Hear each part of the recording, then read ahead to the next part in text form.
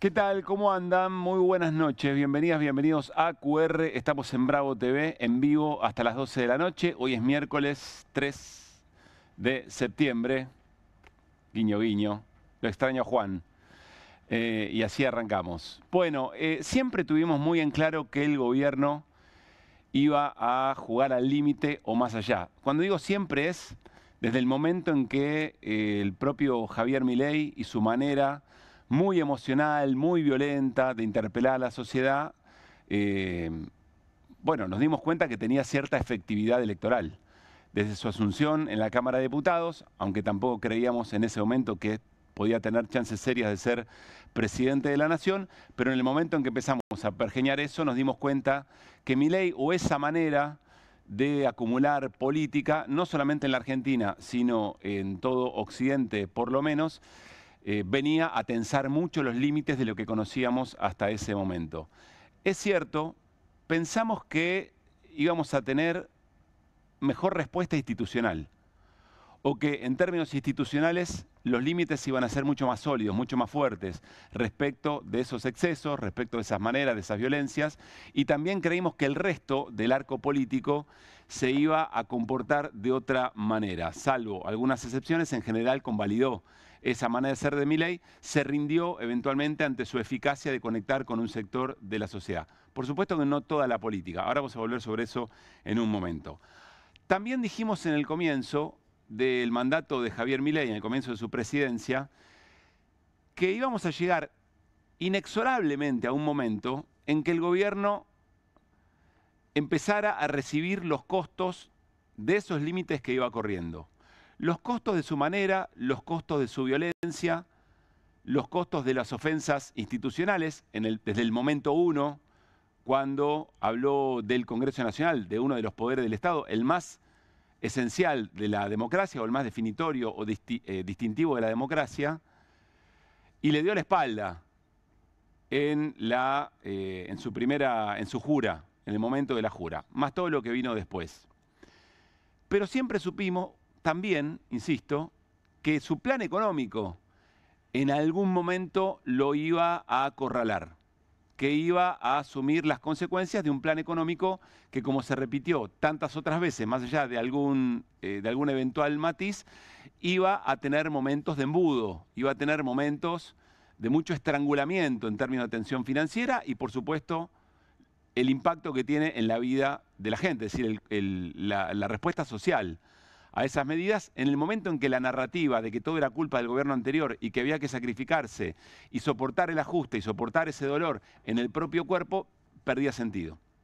Bueno, estamos un poco en ese momento y entonces nos preguntamos en aquel tiempo, no por ver nada distinto de lo que ven los demás, sencillamente porque en ese momento elegimos plantarnos con lo que nosotros creíamos que efectivamente iba a ocurrir, y en ese mismo momento, sin especular hacia adelante, que en el momento en que el gobierno se viera acorralado por sus propios métodos, iba a ser un momento de mucho riesgo institucional en la Argentina.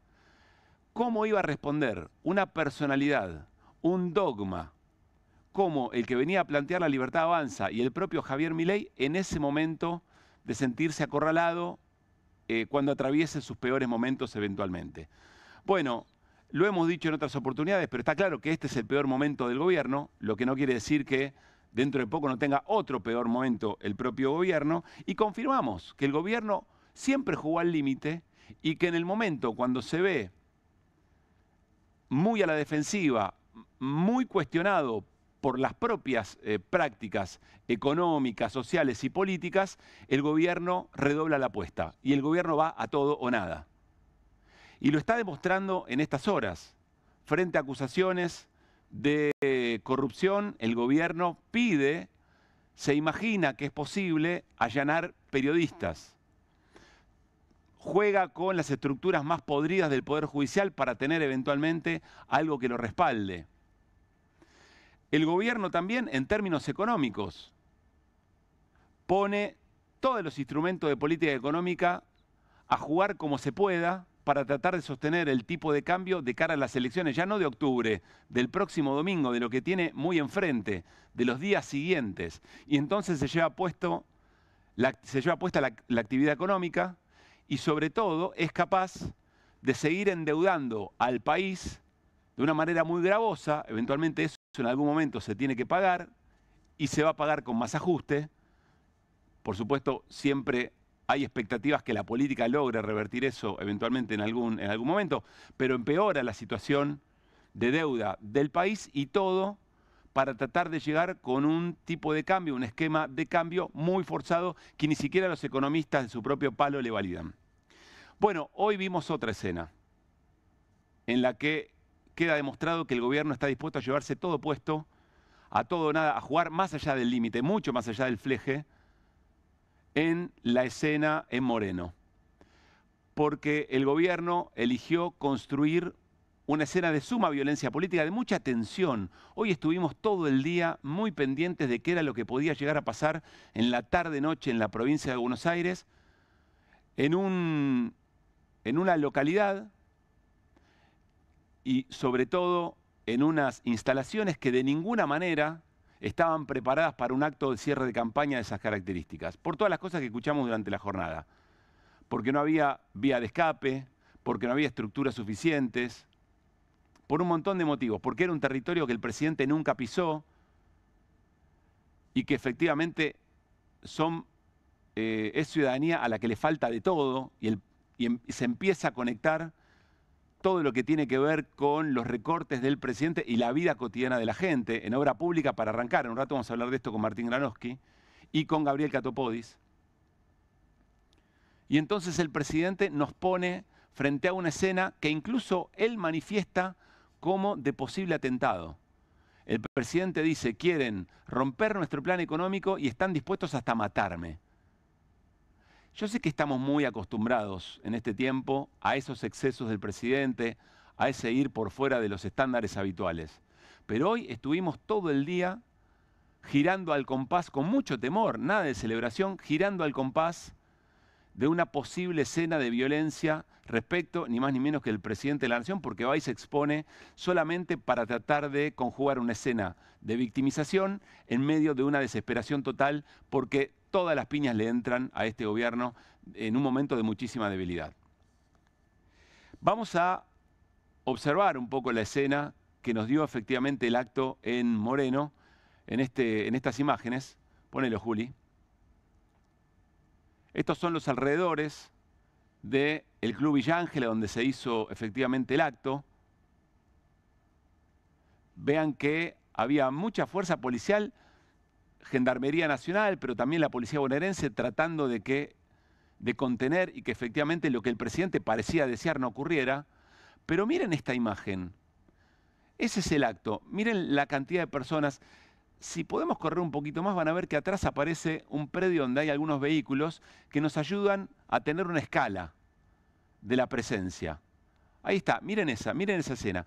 Esa escena muestra muchas cosas. Me parece que sería muy arriesgado decir, fue poca gente y entonces el presidente y la Libertad Avanza en la provincia de Buenos Aires va a tener determinada cantidad de votos. Porque ya el presidente tuvo que suspender actos en la provincia de Buenos Aires antes de ser electo presidente porque no iba nadie y finalmente terminó consiguiendo los votos en las urnas. Pero lo que muestra esta escena es que no había ningún justificativo para hacer este tipo de acto en ese lugar. Este acto se podría haber hecho en cualquier otro lugar de la provincia de Buenos Aires, en cualquier club techado, con mejores instalaciones, más preparado eventualmente para cualquier cosa que pudiera pasar en el ingreso del presidente, en la salida del presidente.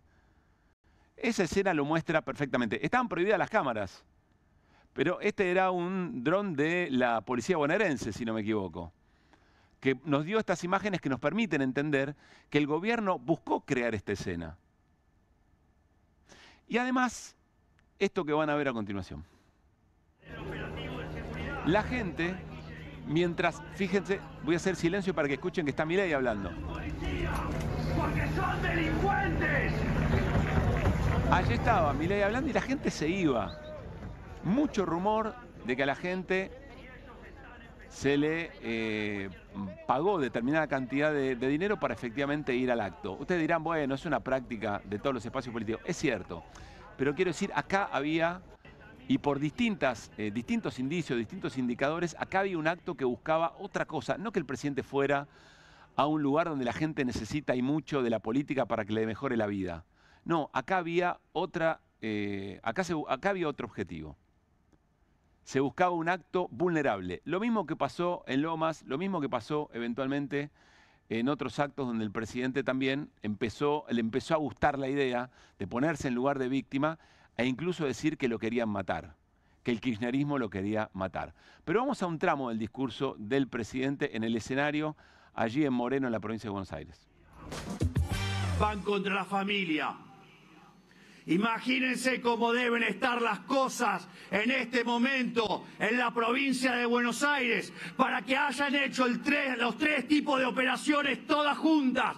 Trataron de acusarnos de chorros, digamos, y fueron contra nuestras vidas humanas y además se metieron con mi hermana. Vaya que están asustados y el domingo le vamos a pintar la provincia de violeta. Vieron que nos encanta el análisis del discurso, de la escena. Son aportes para la lectura de una jornada que, insisto, nos mantuvo en vilo a propósito, con lo que todo eso significa, ¿no? En los alrededores de una elección. Primero, el presidente leyó la gran mayoría de su discurso, por no decir todo. Usa lentes, lee el discurso, en el discurso están las inflexiones, están, por supuesto, sus principales definiciones con las que machaca, mucho con terminar con el kirchnerismo, etcétera, etcétera. Pero en un momento sale del discurso que es este, sale del discurso leído y balbuceando, muy visiblemente, emocionalmente tocado, estoy tratando de elegir muy bien las palabras, el presidente dice, contra nuestras vidas humanas, llamativa construcción de lenguaje, y el presidente dice, se meten con mi hermana. Acá hay una primera aclaración. No es su hermana, es la secretaria general de la presidencia, la que está siendo acusada, uno podría decir, el propio Milei sabía, pero la que está en el centro de las acusaciones de corrupción, y no de corrupción en un organismo, de una corrupción estructural, es una funcionaria de altísimo nivel. La secretaria general de la presidencia, con el rol que ocupa incluso dentro del esquema de poder del gobierno. No es la hermana. No es un espacio de la vida política en la Argentina que lo quiere molestar en términos personales al Milei y se meten con su hermana. Estamos hablando de una funcionaria, insisto, de muy alto rango. Primera observación. El presidente lo lleva eventualmente por otro lado. Y finalmente, presidente, 3 ataques, tenía que elegir 3 dimensiones. Ahí hay que preguntarle al vocero Manuel Adorni, dentro de la pequeña y mediana empresa que armó en la vocería presidencial, hagan valer un poco la guita, digan 2, ¿les parece poco 2? Digan 4, 5 ataques en distintos niveles, en distintas dimensiones, pero 3 no. No lo ayudan al presidente, francamente tampoco. Bueno, por supuesto que esto intenta correr el eje de 2 cuestiones muy importantes que hoy vamos a abordar en el programa. Con Irina Hauser vamos a hablar de algo que hoy puso negro sobre blanco Alejandro Berkovich, que son los nombres propios que conectan la función pública con el sector privado. Más específicamente, una persona que ocupaba un rol en el Ministerio de Salud, previendo las compras que tenía que hacer el Ministerio de Salud, entre otras cosas de medicamento, y que de un momento a otro pasa a trabajar en una droguería. ¿En cuál? En la Suizo-Argentina. Haciendo que efectivamente todo eso que podía hacer muy bien porque conocía por haber estado del otro lado del mostrador, cuál era la demanda del propio Estado. Lo vamos a hablar enseguida con Irina y seguimos recorriendo toda la estructura de corrupción por la que se lo acusa al gobierno. Y vamos a hablar con Guido Bambini, otra vez de lo que vamos a darnos cuenta que el problema no es el riesgo K, que el problema es francamente el riesgo M, el plan económico del gobierno de Javier Milei. Y vamos a ver una de las placas que nos va a mostrar, uno de los elementos que va a utilizar Guido Bambini, que es el riesgo país comparado de la Argentina con el resto de los países de América Latina. Un riesgo país divergente, digamos. El de arriba claramente es el riesgo país de la Argentina, y miren el promedio del riesgo país del resto de los países de América Latina. Acá hay un problema muy serio, evidentemente. Hay un momento cerca de junio del 2025 que empezaron a pasar cosas en la Argentina que hicieron que el riesgo país tomara una dirección exactamente contraria a la del resto de los países de América Latina. Entonces, lo que tenemos que pensar efectivamente es que no se trata de un riesgo K, se trata de un riesgo del propio gobierno. El gobierno pone en riesgo a la Argentina, el gobierno se pone en riesgo a sí mismo. El gobierno insiste con que el problema son los K. Bueno, déjenme decirles que la principal referente del kirchnerismo está proscripta. La metieron presa en una causa viciada de nulidad. Fue posible. Habla de un esquema donde mucho poder el kirchnerismo evidentemente no tiene, aunque sea para resistir eso. O el sistema leyó que era posible meter presa a Cristina de esa manera, proscribirla y que eventualmente no sacudiría ninguna base de la vida democrática en la Argentina. Sí lo hace, quiero decir, la respuesta no fue la esperada.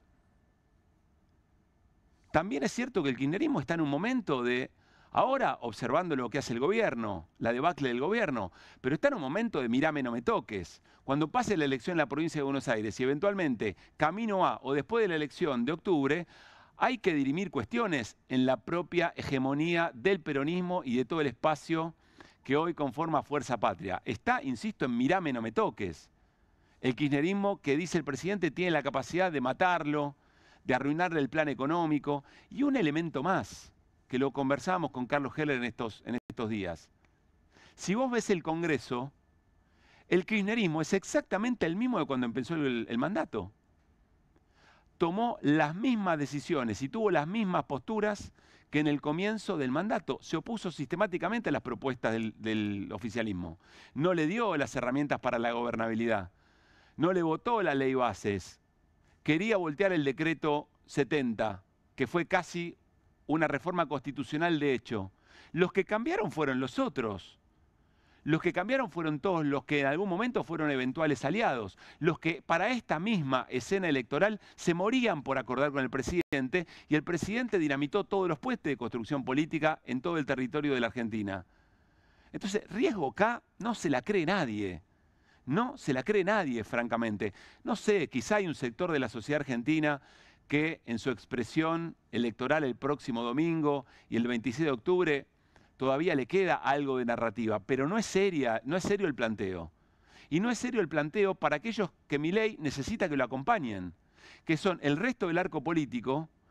Está a punto de convertirse en mancha venenosa el gobierno, en muchos aspectos, no solo en el nombre propio de algunos funcionarios. Y también el resto de los que quieren hacer negocios en la Argentina, inversiones, las especulativas y las que verdaderamente tienen que ver con la actividad económica real, están observando todo esto.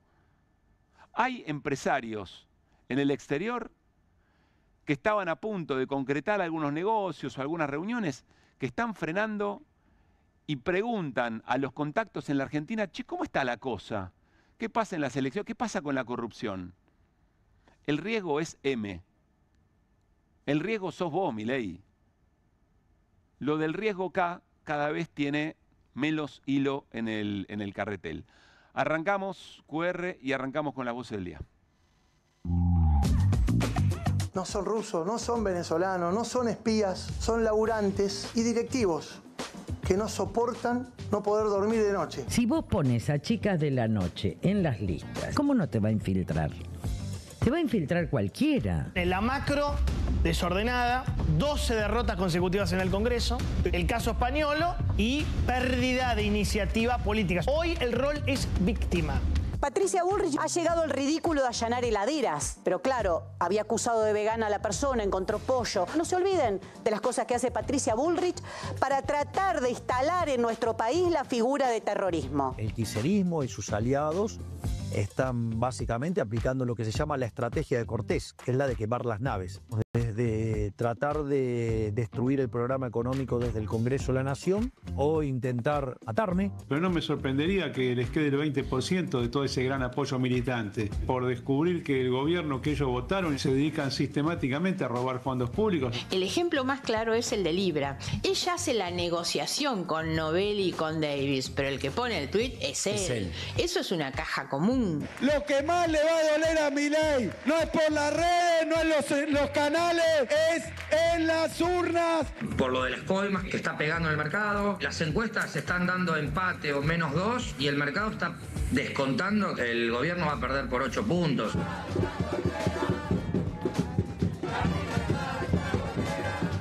Me preocupa porque están trayendo barra bravas de otros municipios. Les pido, por favor, el día de hoy no es un día para manifestarse. Viene hoy el presidente de visita acá al partido. ¿Qué piensa? Que es lo peor que le pudo haber pasado a la Argentina. Que está planeando un autoatentado. Un grupo de 80 personas, ¿pero que seguridad privada hombres encapuchados? Yo soy vecina y ellos no son de Moreno, son toda gente infiltrada. Y el miedo que empiecen a generar disturbios y que la liguen la gente de acá. Viene mucha seguridad porque viene el delincuente. A Cristina le metieron preso porque, bueno, dice que roba, pero por lo menos no le robaron a los pobres. Un gobierno de mierda que para nosotros, a nosotros no nos da nada. Porque se jactan de decir que Moreno está lleno de ladrones, que es zona liberada. Vayan a Nordelta, que ahí está peor. Acaban de revolearle un botellazo a un periodista. ¿Cómo es tu nombre? Trabajo. Cristian Mercatante, Desayuno Americano. Trataron de acusarnos de chorros, digamos, y fueron contra nuestras vidas humanas y además se metieron con mi hermana. Vaya que están asustados y el domingo le vamos a pintar la provincia de violeta.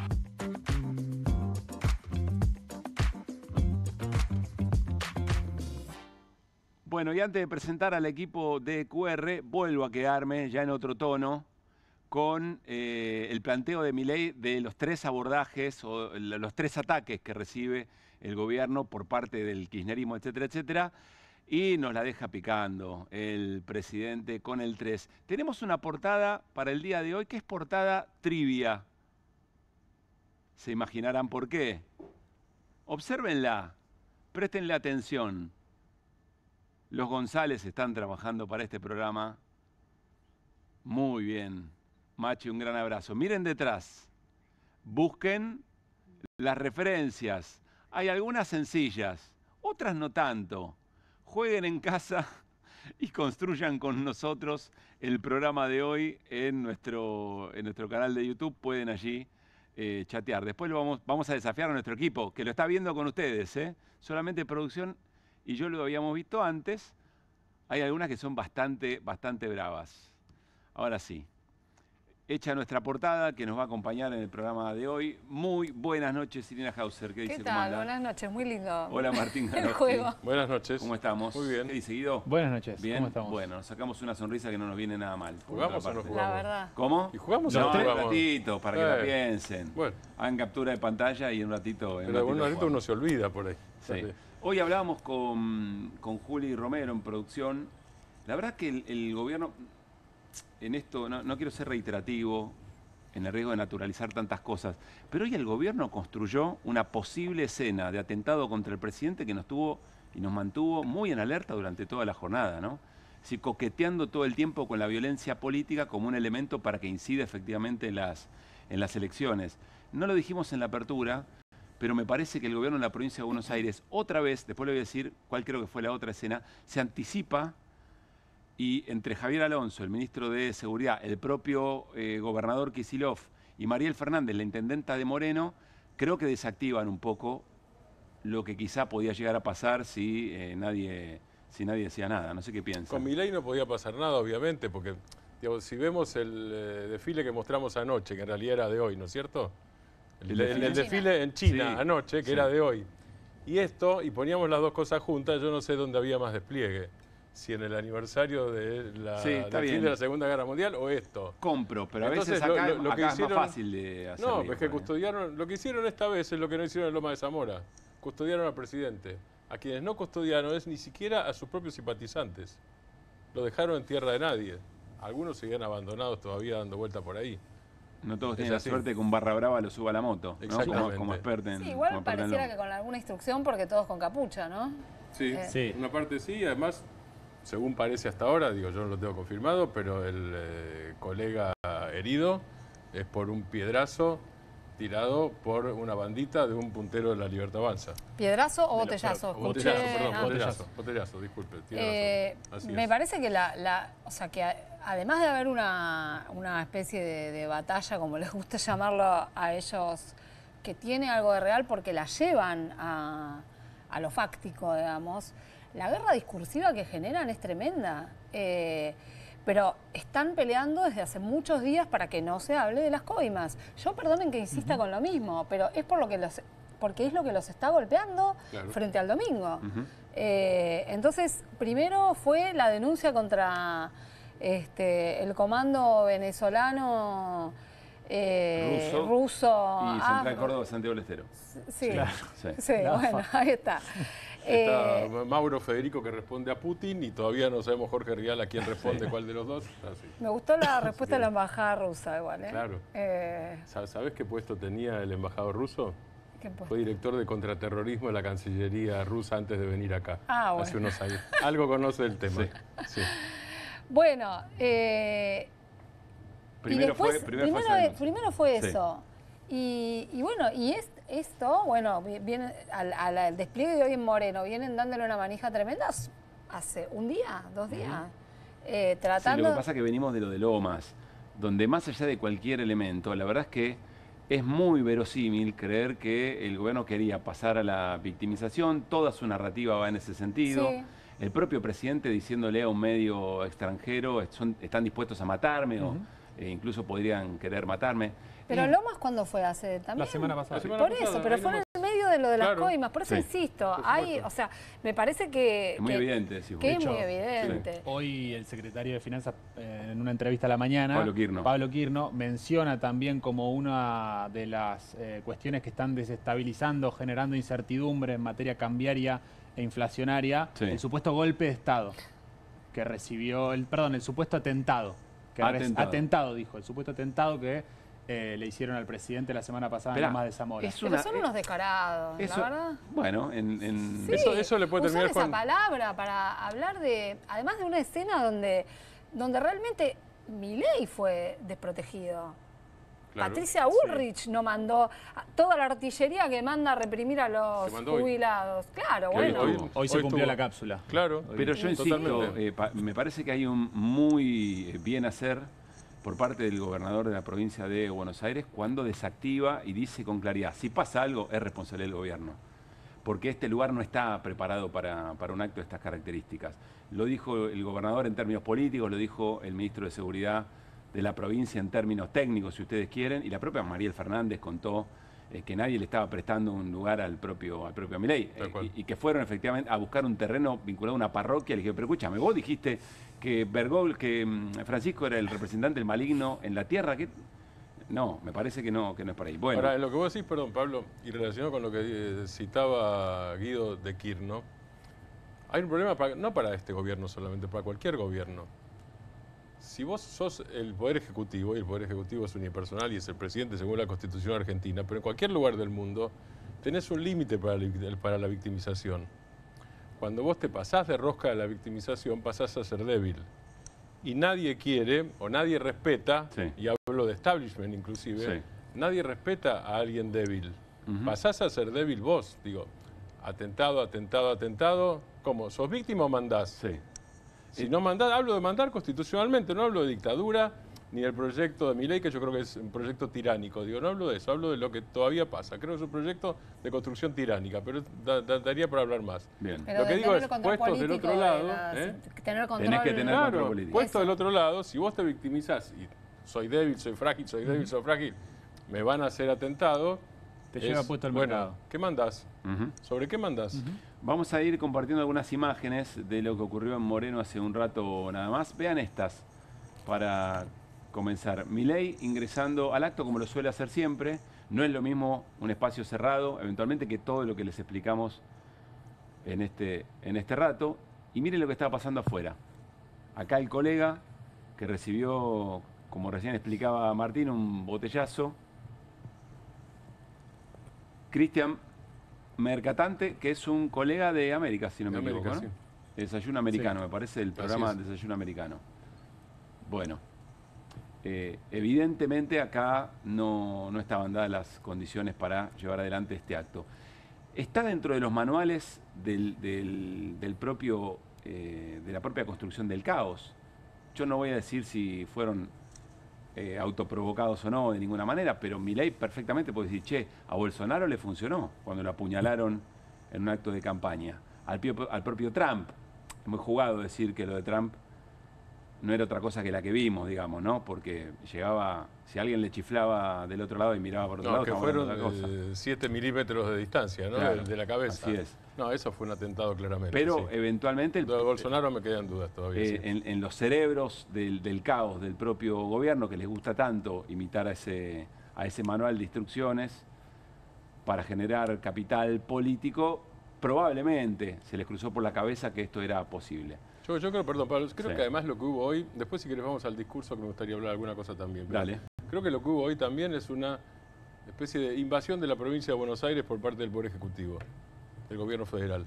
Es una invasión de la provincia de Buenos Aires porque es usual que un presidente cierre campañas nacionales, es inusual que un presidente cierre campañas provinciales cuando además no es candidato. Es inusual. Bueno, pero eso. puede, ¿no? Yo digo que no puede. En ningún lugar que... No, pues invasión suena fuerte. Sí, es fuerte. Invasión de la provincia, me decían. Sí. ¿Por qué? Sí. Argumenta. Yo te invado, yo me convierto en bomba y te armo el quilombo y te dejo el quilombo, que es lo que pasó la noche después.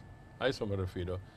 Y el control lo hago sobre mí mismo. Yo, presidente, el control lo hago sobre mí mismo. Sí. El despelote, yo me voy y la bomba te la dejo puesta. Acepto, pero invasión de un presidente que quiere hacer un acto en cualquier provincia. No, derecho tiene. Yo estoy hablando políticamente. Yo no estoy hablando jurídicamente. Pero es cierto que el clima de violencia y caos, como también lo describirían ellos, si vieran la escena de afuera, lo sembraron ellos. Claro.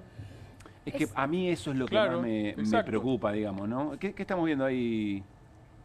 Ah, ese es el momento en que llegan los encapuchados, más temprano.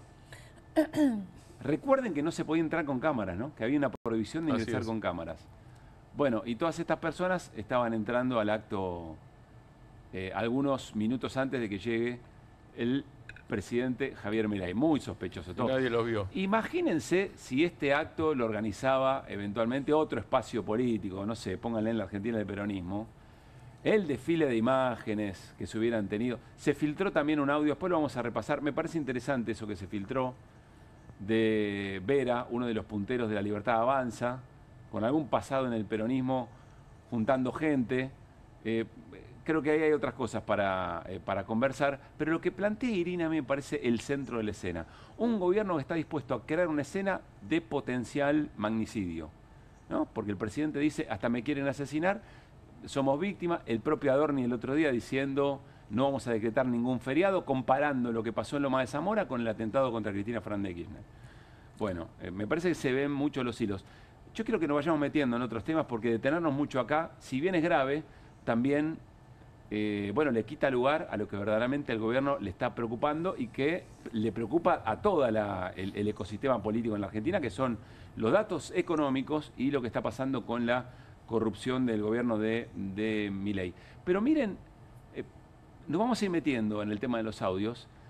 Este es Ramón Vera, es el nombre, ¿no? Si no me equivoco. Sí, así es. El nene. El nene Vera, que, es puntero de La Libertad Avanza en la provincia de Buenos Aires, en la primera sección electoral, y en un momento de la tarde se viraliza este testimonio. Escuchen.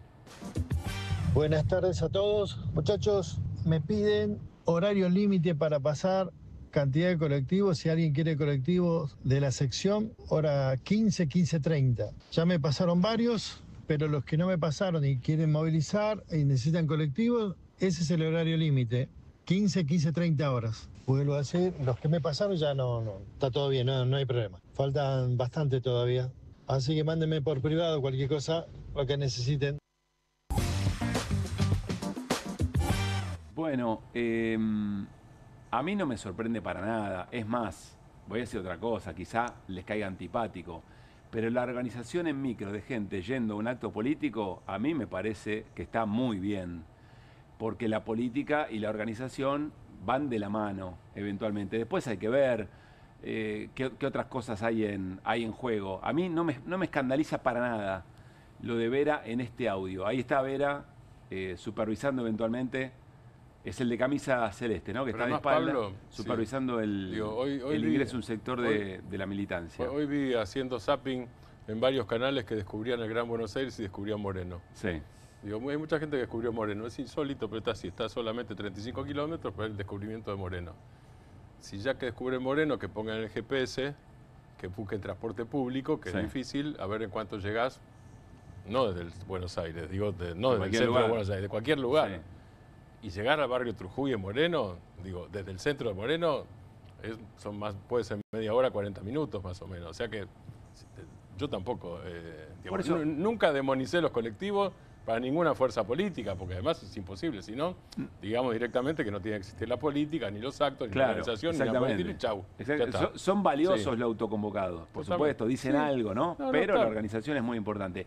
¿Por qué me detengo en el audio? El colega Manu Jove tira uno de dos puntos que me parece interesante. Este audio, alguien lo grabó, es decir, a alguien le llegó el mensaje y alguien lo repartió. Es un audio de chat, ¿no? Es un audio de chat. Después sigo por privado, o sea que va a ser de chat. Exactamente, claro. Es un audio de algún grupo. Entonces alguien de ese grupo lo reparte. Y lo que dice Manu Jove es, che, están tratando de buscar un esquema de espionaje ilegal de los rusos, de los venezolanos, de Tobillino, etcétera, etcétera. Y lo que no se dan cuenta es que lo que pasó fue esto mismo que pasó con este audio. Que es gente que está muy caliente, lo dijimos ayer, gente muy caliente por distintas razones, porque no se confían entre ellos en una reunión, porque los echaron a patadas eventualmente. Ayer le mencionamos ese audio que registra un escándalo, creo que tenía que ver con la visita a los genocidas, cuando Lourdes Arrieta se descompensa en uno de los salones de la Cámara de Diputados, con muchos testigos allí, estaba Martín Menem, y alguien grabó eso ahí. Sí. Hay antecedentes de eso. Son ustedes, no es el kirchnerismo, no es espionaje ilegal. Lo dijo Mauro Federico ayer. Por eso lo pasamos, porque nos parece que Mauro Federico entrega algún elemento para tratar de entender de dónde viene todo eso. Es de adentro, no hay ninguna amenaza externa. El problema, el riesgo en general es el riesgo M, el riesgo Milei, pero para el propio mileísmo también. Y me parece que cómo se difunde este audio, ha pasado otras veces, es una pista de eso. Y Manu Jove lo observa y lo toma y me parece muy, muy interesante en ese sentido. Bueno, vamos a escuchar un par de momentos de discurso del presidente Javier Milei. Enseguida hablamos con Gabriel Catto Podis, que es ministro de Desarrollo de la provincia de Buenos Aires, de Infraestructura, perdón, y también es candidato por la primera sección electoral. Pero aquí Milei hoy en Moreno. No se olviden que en este kirchnerismo inmundo se cargaron con la vida del fiscal Nisman. Otra vez el presidente sale del discurso, para mí, en poco control sobre su propia verba, y vuelve a jugar con la idea de fueron capaces de matar a Nisman, sí, pero ni meternos en eso. Esto es geopolítica. A ver. Está hablando para afuera. ¿Qué le importa a la gente? En la provincia de Buenos Aires que le hablen de Nisman, ni se deben acordar que la causa está abierta. Yo creo que estás sobreestimando mucho este momento. ¿Y te escuchan a vos? ¿Te parece que estoy sobreestimando? Me parece esto? Que acá Milei manoteó lo que tenía a mano. No, dicen Nisman cuando quieren quedar bien con la Embajada de Estados Unidos, dicen Nisman cuando quieren quedar bien con Israel o el Mossad, perdón. Pero es un latiguillo que lo tienen incorporado. Lo tienen incorporado. Bueno, está bien. No, pero lo tienen incorporado porque hacen eso. Y creo que el mayor exponente de rendir pleitesía a ambos países es Javier Milei. Bueno. Lo tiene en el chip, ¿viste? Te revolea un Nisman, ¿viste? Es una cosa increíble. De la nada. Sí, no, para mí es impresionante. Acá, yo no sé si está en audios, pero yo tengo ahí... Es muy buena, te revoleó un Nisman. Sí, te revoleó un Nisman, es así. Recorte. Claro, el revoleo de Nisman me empieza, claro, en la campaña que gana Macri. Ahí empieza el revoleo de Nisman para uso electoral. Claro, es ahí. Es así. Bueno, y hace poco Comodoro Pi haciendo un favorcito con este tema, metiendo la mano, revolviendo, citando a la fiscal, a indagatoria, la fiscal que tuvo el caso, ¿ustedes se acuerdan? La primera fiscal que tuvo el caso, la cita en la indagatoria ahora. Una vergüenza. Una vergüenza. Yo creo que a los votantes jóvenes, descontentos con la política, enojados con la política, que votaron a Milei hace 2 años, esto, y la otra cuestión, también el gesto que tiene con Milman diciendo que favorablemente resultó el segundo punto, en el día de hoy. Me parece que no, como que al contrario, Milman no es casta. A Milman lo usa, no sé si tenemos ese tramo, pero a Milman lo usa para tratar de decir, ven que todas las acusaciones después terminan en la nada, pero ensucian de la misma manera que lo están haciendo con nosotros. Me quedé pensando otra cosa de Nisman.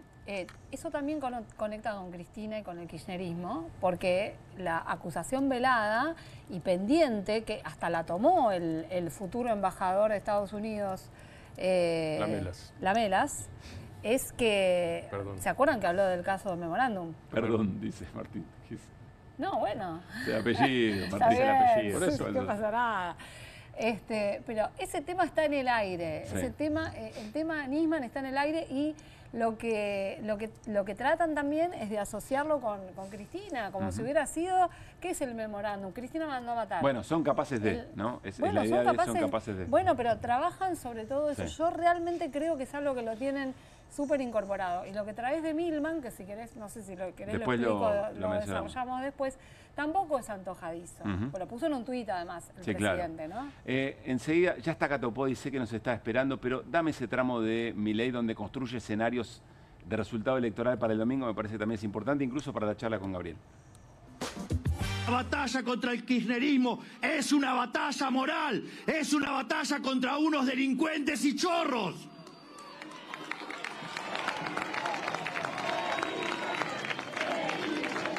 Ellos extreman sus actos violentos porque están asustados.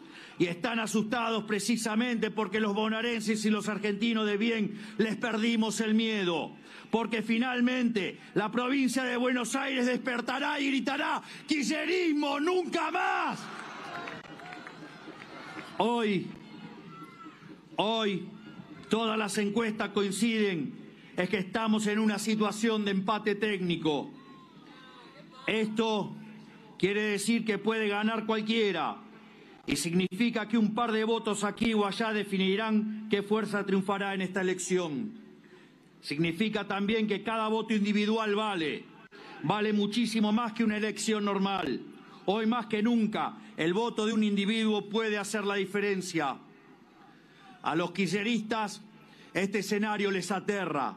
Por eso están dispuestos a todo para inclinar la balanza en su favor en este último tramo. Por eso operan con las peores calumnias para desmoralizar a la gente de bien. Bueno, allí el presidente diciendo, ese empate técnico que nos es favorable, si perdemos por poco nos es favorable. Esto sabes qué es, ¿no? Esto sabes qué es. ¿Qué es? Esto tienen que, o que están perdiendo por mucho, sí, o que el ausentismo no lo favorece porque son votos desencantados. Están llamando a votar. Se enlaza con algo. ¿Querés que te diga textualmente lo de Milei?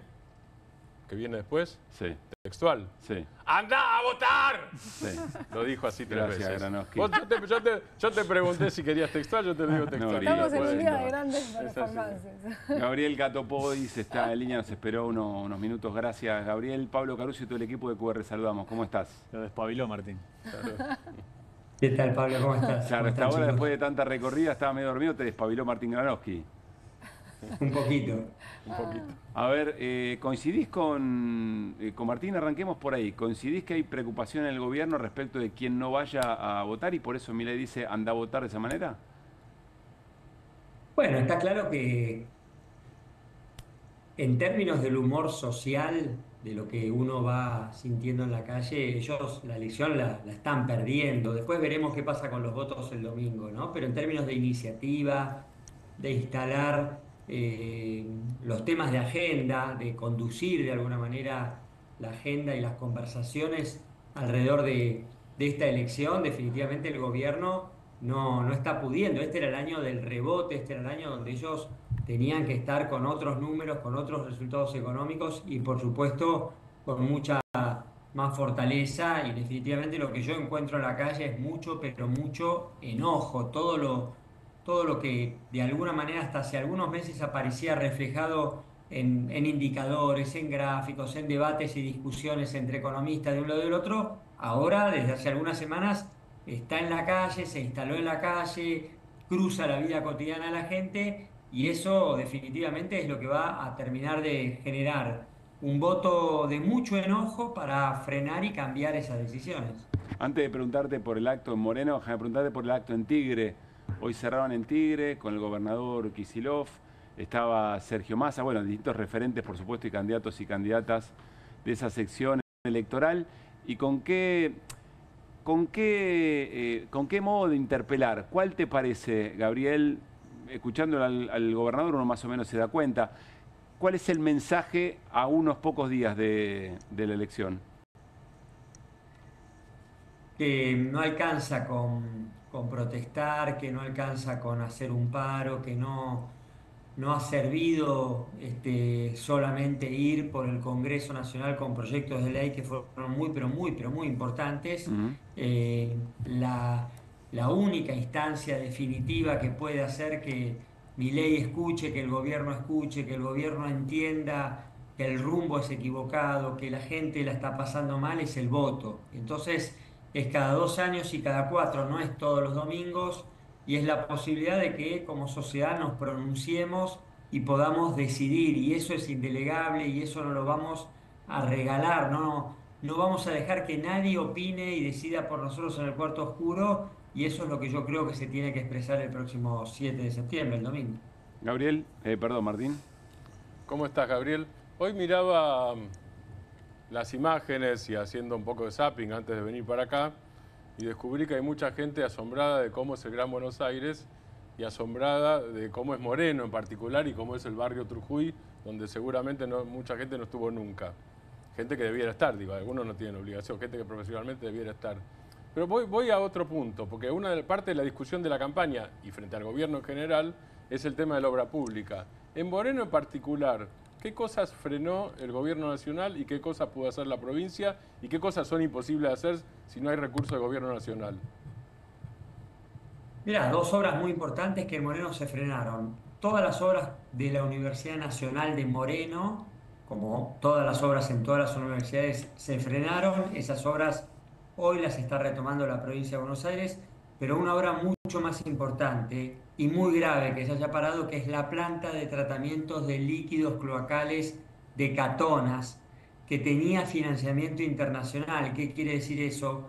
Que no le salía un peso en el tiempo presente a los argentinos, que no había que recaudar impuestos, que el crédito estaba aprobado, que estamos pagando punitorios por esos créditos y que esa obra nunca se inició, ya estaba licitada y ya estaba a punto de iniciar la ejecución, y era la obra que le permitía a todo Moreno poder saldar con una deuda de muchos años. Mariel, la intendenta, ha luchado por esa obra cuando la teníamos ya lista con una nueva objeción del Banco Interamericano de Desarrollo. Fue el cambio del gobierno y creo que ahí habla de la crueldad, porque frenar obras, digamos, podemos discutir un buen rato, pero frenar obras que hacen a la calidad de vida, al saneamiento, al piso de dignidad, obras de agua y obras de cloaca que no se están haciendo en los barrios más pobres de la Argentina, es una explicación que tiene que dar Milei a la sociedad.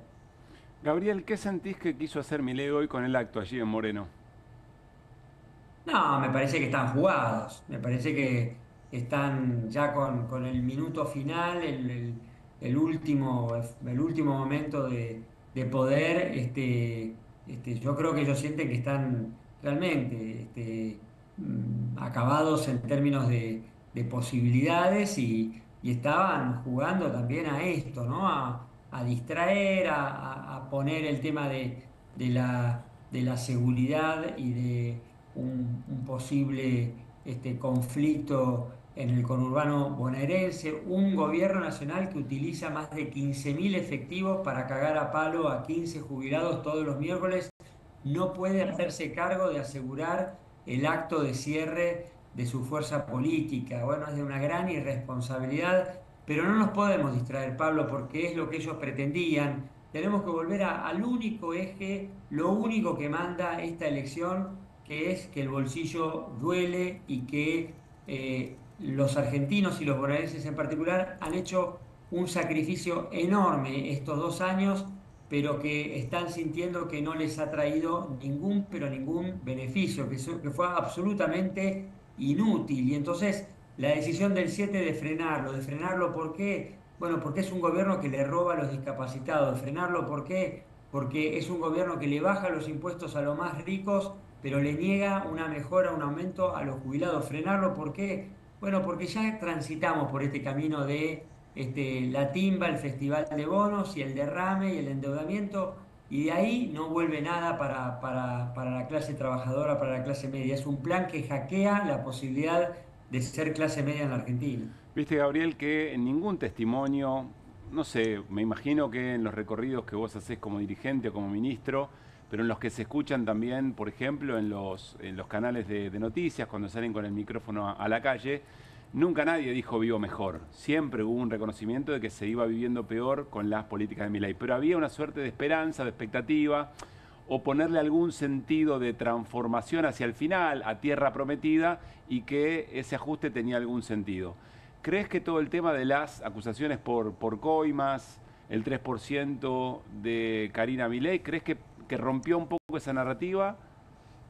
¿O que va a ser? Sí, es como ese castillo de naipe que se cae, ¿no? La crisis venía de muchos meses, se iba manifestando sector por sector y actividad por actividad, y me parece que lo de las últimas semanas fue como ese naipe que hace caer todo el castillo y que pone en evidencia que definitivamente este es un gobierno que fue elegido para un objetivo. La promesa central que tenía que asumir y que asumió este gobierno era resolver una larga crisis económica que viene teniendo desde hace muchos años la Argentina. Bueno, fracasaron. El plan no ha tenido buenos resultados y eso es lo que está sintiendo la gente.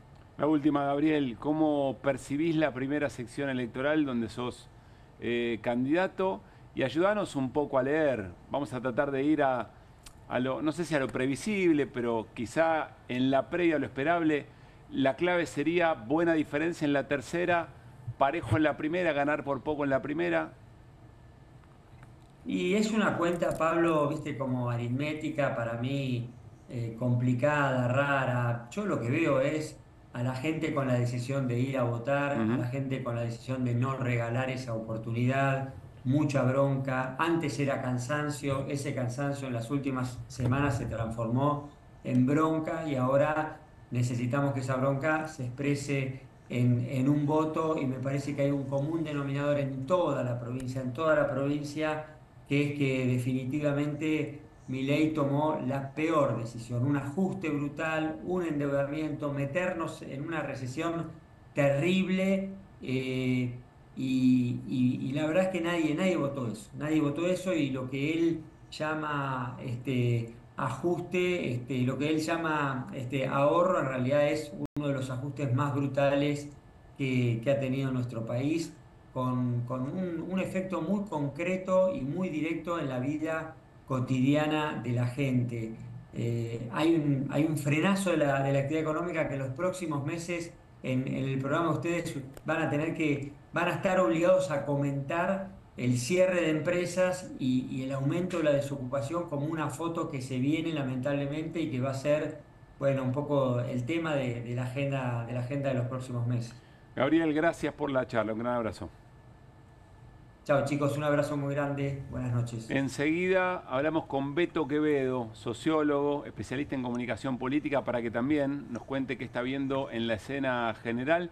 Ya vamos con Irina Hauser. Apareció un nombre propio, nexo, con experiencia, entre comillas, en función del Estado, que pasó inmediatamente a la droguería que está en el centro de la acusación por coimas, la suizo-argentina. Ya lo explica Irina Hauser. Pero dice la producción, che, vean esto, Eduardo Feynman, sobre algo que estamos conversando recién en la mesa. A ver.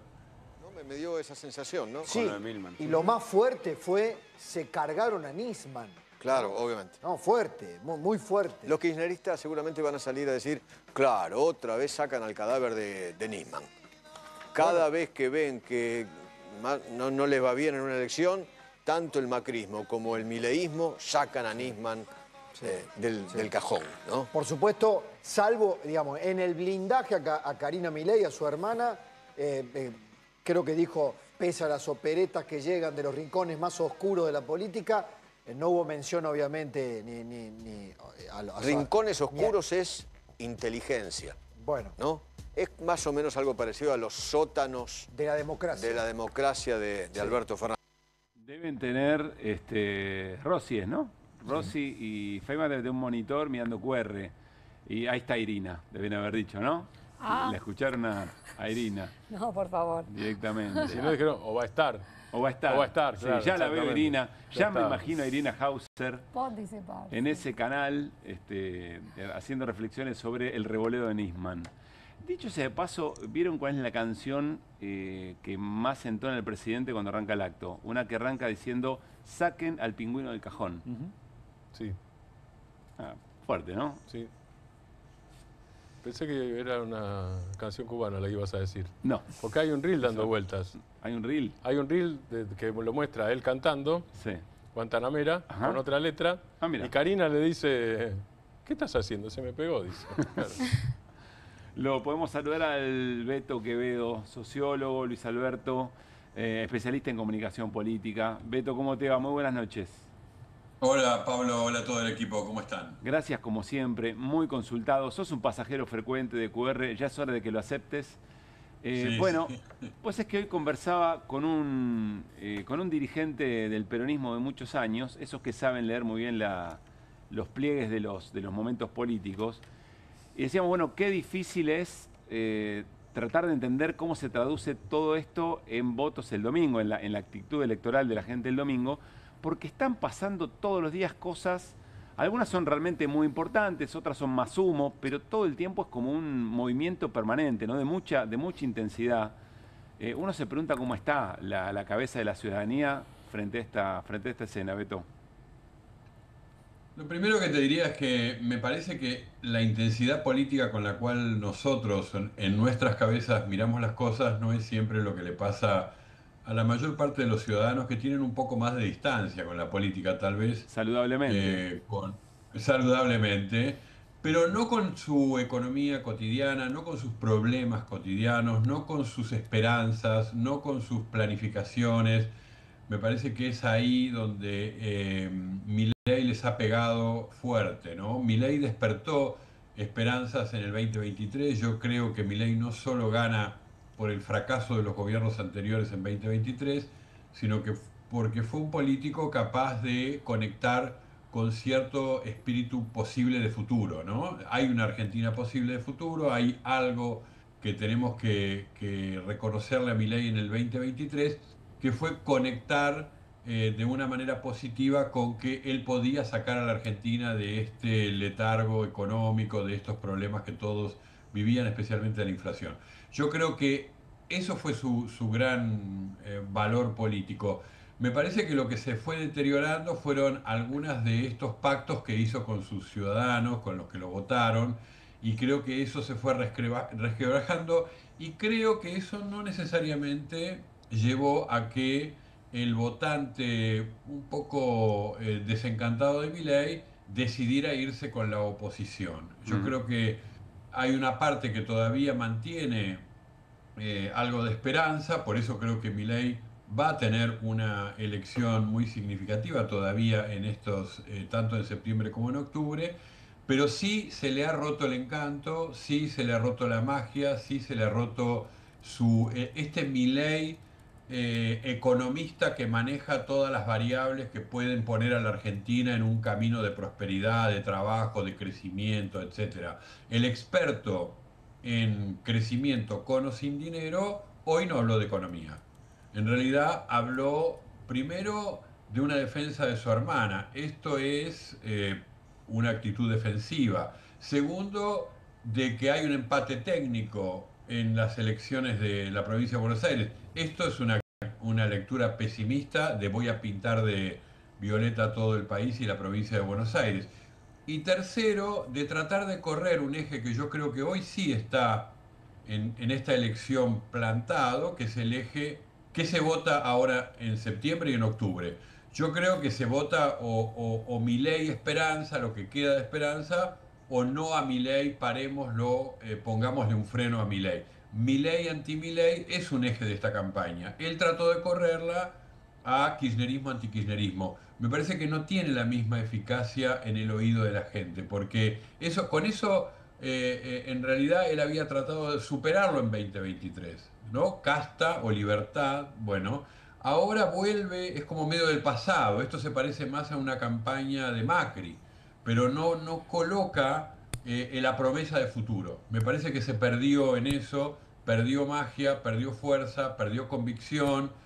Hoy el discurso fue bastante pobre y terminó mostrando que la debilidad está en ese llamado a vayan a votar, por favor, ¿no?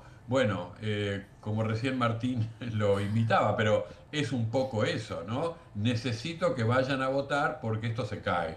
Y me parece que esa percepción de que septiembre significativamente para la política, para la economía, para el FMI, para los grandes intereses corporativos, es una prueba de fuego para Milei, es que él jerarquizó una elección provincial, hizo actos, habla de esto, se victimiza, va al territorio porque teme que la derrota allí pueda ser muy grave para su gobierno. Promete Martín Granowski preguntar sin imitar a Milei.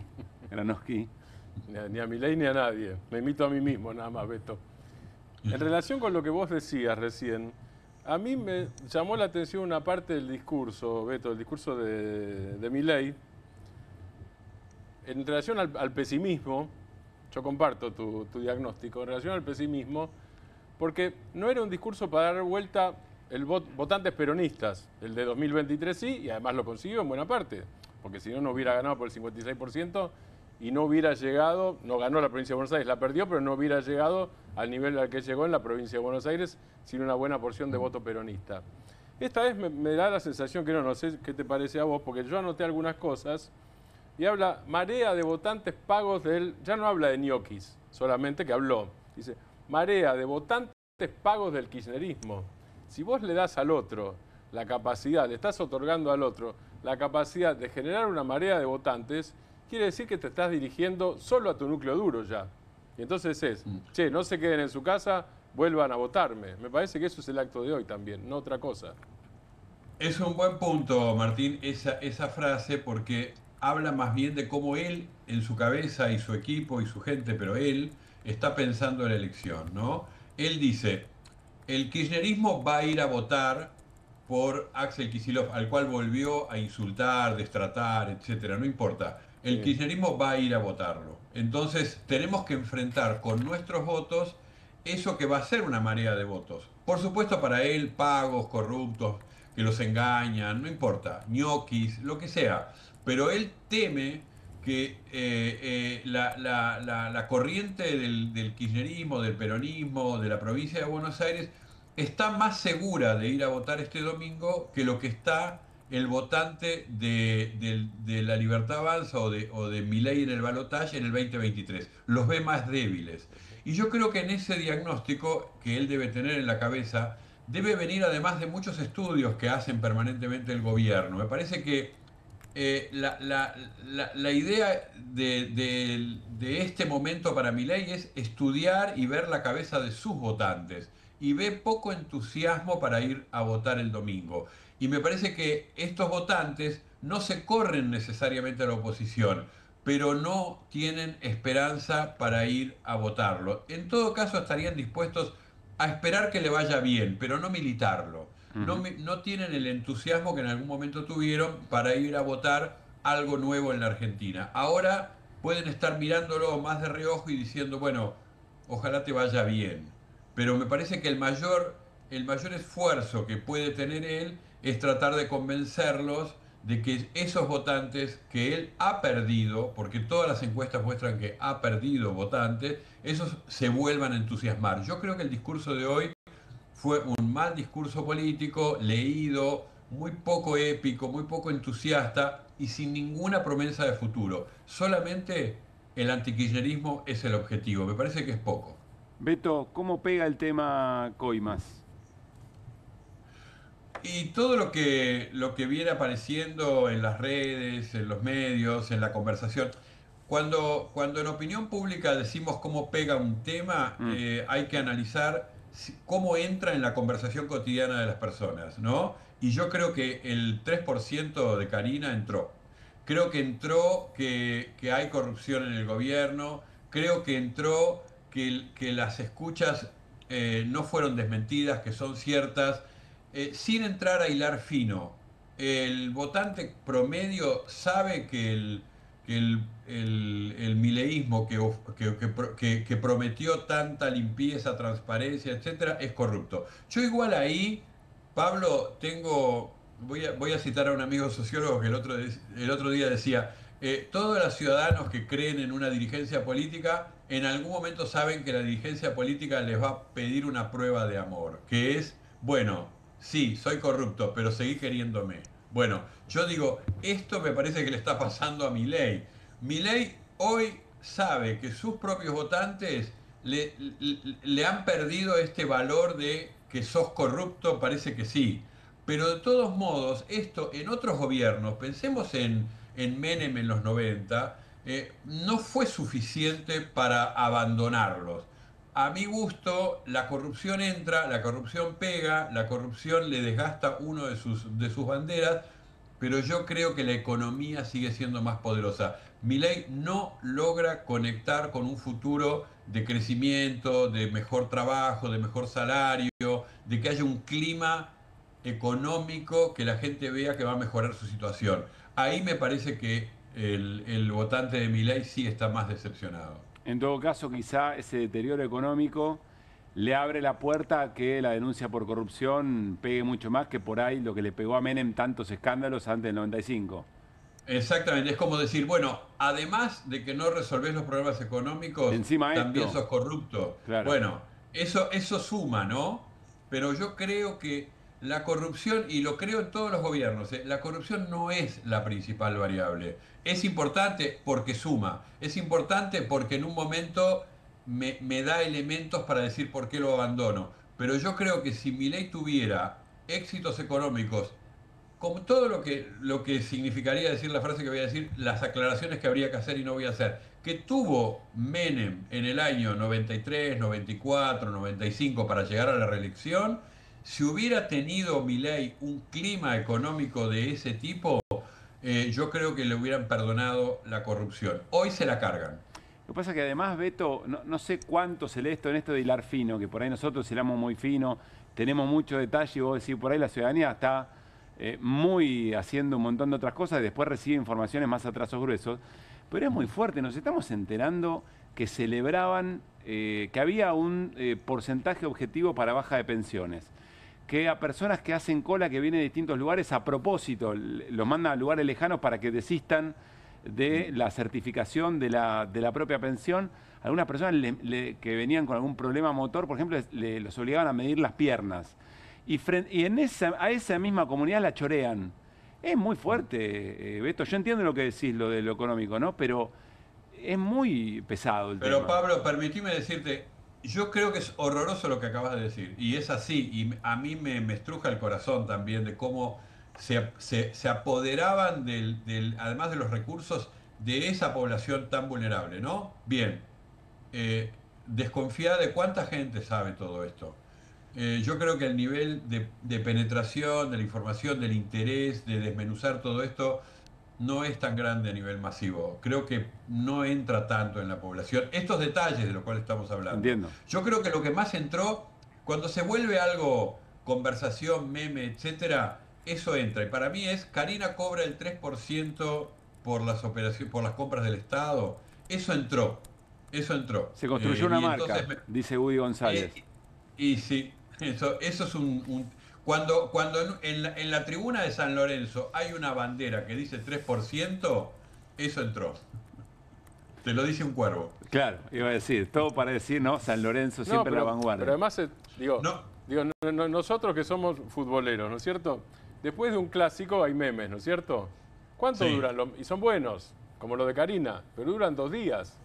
Sí. Llevamos 2 semanas de reel sobre Karina y la creatividad sigue además de todo. Claro, porque no hay repetición, hay creatividad permanente y sigue siendo tema. Y sigue siendo Martín, fuente pero de está creatividad. Concentrado. Hay algo bueno en esto. Está concentrado en Karina 3%. Claro. Está concentrado en la perversión, que es la que señala Pablo, que yo estoy de acuerdo, que a mí me horroriza, pero no está en el detalle, está en el trazo grueso. Lo que pasa es que ese trazo grueso es demoledor. Claro. Es la hermana del presidente. Como ustedes decían recién, no es la hermana, es la secretaria general de la Presidencia de la Nación que tiene esa práctica de cobrar un peaje para una compra estatal. Eso pega.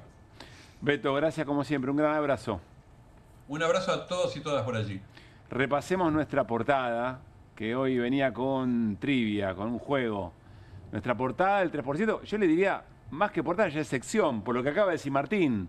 No son un par de días del meme, ¿no? Se constituyó, como dice Gui González, nuestro productor creativo, se construyó una marca con todo lo que lleva en términos de inversión, construir una marca que además tiene jingle, tiene musicalidad, además de logo y narrativa. Vamos con... Ahora volvemos, repásenla, ahora jugamos a ver si descubren todo lo que hay allí por detrás y las referencias al 3. Pero vamos con Irina Hauser porque hay novedades. ¿Cuáles, Siri? Hay un nexo que hasta ahora no se conocía entre el gobierno de los hermanos Milei y la droguería suizo-argentina, que es la droguería que está en el centro del escándalo de las coimas y que está siendo investigada por la justicia federal. El hombre se llama Luis Oscar Ricardo y el año pasado fue nombrado director de compras y contrataciones de la Dirección General de Administración del Ministerio de Salud. Fue nombrado en marzo del año pasado. Tengamos División Compras del Ministerio de Salud. Exactamente. Bien. División Compras, Ministerio de Salud. Ministerio de Salud... Esta es la persona, ¿no? Que tenemos. Sería la persona, porque te cuento que yo saqué muchos datos de él de LinkedIn hoy a la tarde temprano. Que es como un currículum virtual, digamos. Claro, muy detallado. Sí. Pero en cuanto empezó a saltar la noticia... Sí. No está disponible. ¿Desapareció? Desapareció. Bueno, esta página no existe. ¿Viste? Lo estoy por mirando eso. ahora mientras hablas. No está más, esta pero página no yo existe, me quedé dice. con unas capturas. Sí. Pero existió hasta hace poco. Existió hace unas horas. Irina lo vio. Bueno, se fue en junio de esa dirección. La dirección de compras es la que hace las compras, entre otras cosas, y contrataciones de medicamentos. Y otro tipo de contrataciones. ¿A dónde se fue este señor? A la droguería suizo-argentina. Sin solución de continuidad. Bueno, además, dejó pasar un mes más o menos, pero no llegó a pasar, una puerta giratoria muy veloz esa, ¿no? Una puerta giratoria muy generosa. Me imagino la charla, pará, dame un mes, déjame descansar un mes de vacación y vuelvo. Y además se fue a ocupar, ¿qué cargo? ¿Cuál? Director de compras. Ajá. Director de planificación de compras. Sí. Pero hay una descripción, que había una descripción en LinkedIn, que es muy interesante para entender qué es lo que se fue a hacer a la droguería. A ver. Porque acá hay dos problemas. Hay uno que tiene que ver con las reglas de ética y hay otro que tiene que ver... Ley de ética pública. Sí, en este caso es algo que es anterior a la ley de ética pública, que es el Código de Ética Pública, pero que está pegado a la Ley de Ética Pública, que ahora te lo voy a explicar. Sí. Pero además, el tema es la función que fue a asumir este hombre a la droguería suizo-argentina. Una de las cosas que fue a hacer... Perdón, por lo que me dijiste recién, explicada por él mismo. Explicada por él mismo en LinkedIn, que ya no pueden ver. Sí. Mirá, ahí la tenés. Organización y análisis de información para toma de decisiones. Estamos hablando de la dirección de compras y en la parte que hace compras y contrataciones, sí. de la droguería suizo-argentina. De la Suizo, no del Ministerio de Salud, de la Suizo, dale. De la Suizo. Bueno, pero se fue a hacer lo que sabe, del otro lado del mostrador. Sí, está claro. Análisis de condiciones de demanda para ejecución de compras. Ten en cuenta esa frase. Bueno. Vínculo entre el área comercial y el área de compras para la planificación de la demanda a tiempo. Análisis del stock para conocer su movimiento, tendencias de consumo y necesidades de compra. Análisis de consumo histórico de productos y clientes para la planificación de demanda futura. O sea, fue a hacer todo lo que tiene para ofrecerle a Suizo. Él está controlando el stock. Sí. Que haya lo suficiente de lo que puede demandarle los distintos compradores, ¿no? Perdón, ahí abajo está el cargo anterior. Está el cargo inmediato. Claro. De junio del 24 a agosto del 24, director de compras y contratación del Ministerio de Salud. Y fíjate que en el punto 3 dice coordinar entre sus funciones la elaboración de los pliegos de bases y condiciones de a efectos de concretar llamados a licitación pública, privada y o contratación directa para adquisición de bienes o contratación de servicios. Y bueno, todo eso incluye medicamentos. Sí. Cuando se habla de...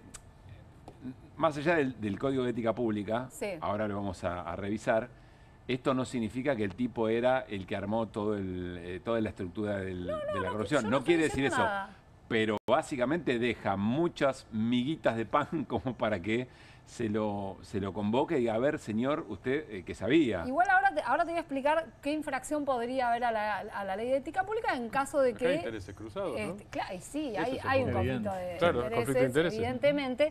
Hay que ver qué hizo desde la droguería, pero su función es la que te acabamos de mostrar. Y el Estado es uno de los grandes compradores de la droguería Suiza Argentina. Es más, aparentemente, por los datos que viene publicando sobre todo el diario La Nación, creció este año exponencialmente la demanda de productos a la droguería desde distintas áreas del Estado, pero sobre todo desde el Ministerio de Salud. Sobre todo la mayoría sería del Ministerio de Salud. Bien. Bueno, ¿qué pasa? Voy a aprovechar esa pausa que hiciste para darle contexto, porque es muy fuerte la información. Entiendo que Ale Berkovich... quiero decir eso, quería dar el crédito, porque la verdad es que el dato lo reveló hoy Ale Berkovich en su programa de radio. Después, bueno... Estrictamente fue en el canal de Stream ZZ, en el programa Se Viene. Ah, ¿fue ahí? Sí, mira, yo lo escuché en Pasaron Cosas. En esas bombas que tira con un cafecito de por medio, y ahí tira el nombre espectacular. Y explota. Bueno. Pero, a ver, estamos hablando de una persona. ¿Qué edad tiene, me dijiste? 30 y pico, ¿no? 30 y pico, de tener por el número de documentos. Estamos hablando de un joven profesional que trabajaba en el Ministerio de Salud, estableciendo las compras en el área de compras del Ministerio de Salud, y que de junio a agosto del mismo año se va a la droguería Suizo-Argentina a hacer exactamente la contraparte desde el privado. De eso estamos hablando en medio de este escándalo. Es decir, es un nexo directo en el vínculo más fino del escándalo de Coimas, por el cual se acusa al gobierno y del cual el 3% va para Karina Milei. Ya sabemos quién. Sí. Bueno, hay algo que te quiero explicar para que se entienda que además, evidentemente, este hombre debe proveer a la droguería Suizo-Argentina un conocimiento adicional para el control del stock. ¿Por qué es importante? A ver. Hay un sistema de contratación directa, que es el que suele aplicarse para los medicamentos o prestaciones que se llaman de alto costo y baja incidencia. Tiene una sigla que se llama PACBI. Es una de las contrataciones que hace Andis. Medicamentos de alto costo. Es una forma. La contratación puede ser directa, está habilitada para que sea directa. Perdón, con lo cual supongo que cada vez que una droguería o eventualmente va a comprar medicamento de alto costo, tiene que entender muy bien cuál es la demanda, no vas a comprar de más. Bueno, ¿qué es lo que pasa? Hay una lista de 18 proveedores del Estado para esta cuestión. Se sabe porque en la causa que se abrió el año pasado, ¿te acordás? Justamente por los posibles sobreprecios, que el fiscal dijo, no, acá hay un sistema que se usa, que es las licitaciones directas. La denuncia de agosto que se archivó. Sí, exactamente. Ahí está explicado el mecanismo. Hay una lista de 18 proveedores y el Estado tiene que elegir el que ofrece el mejor precio. Sí. Pero con lo que uno se encuentra es que las droguerías que responden rápido son las que tienen más espalda y las que tienen stock.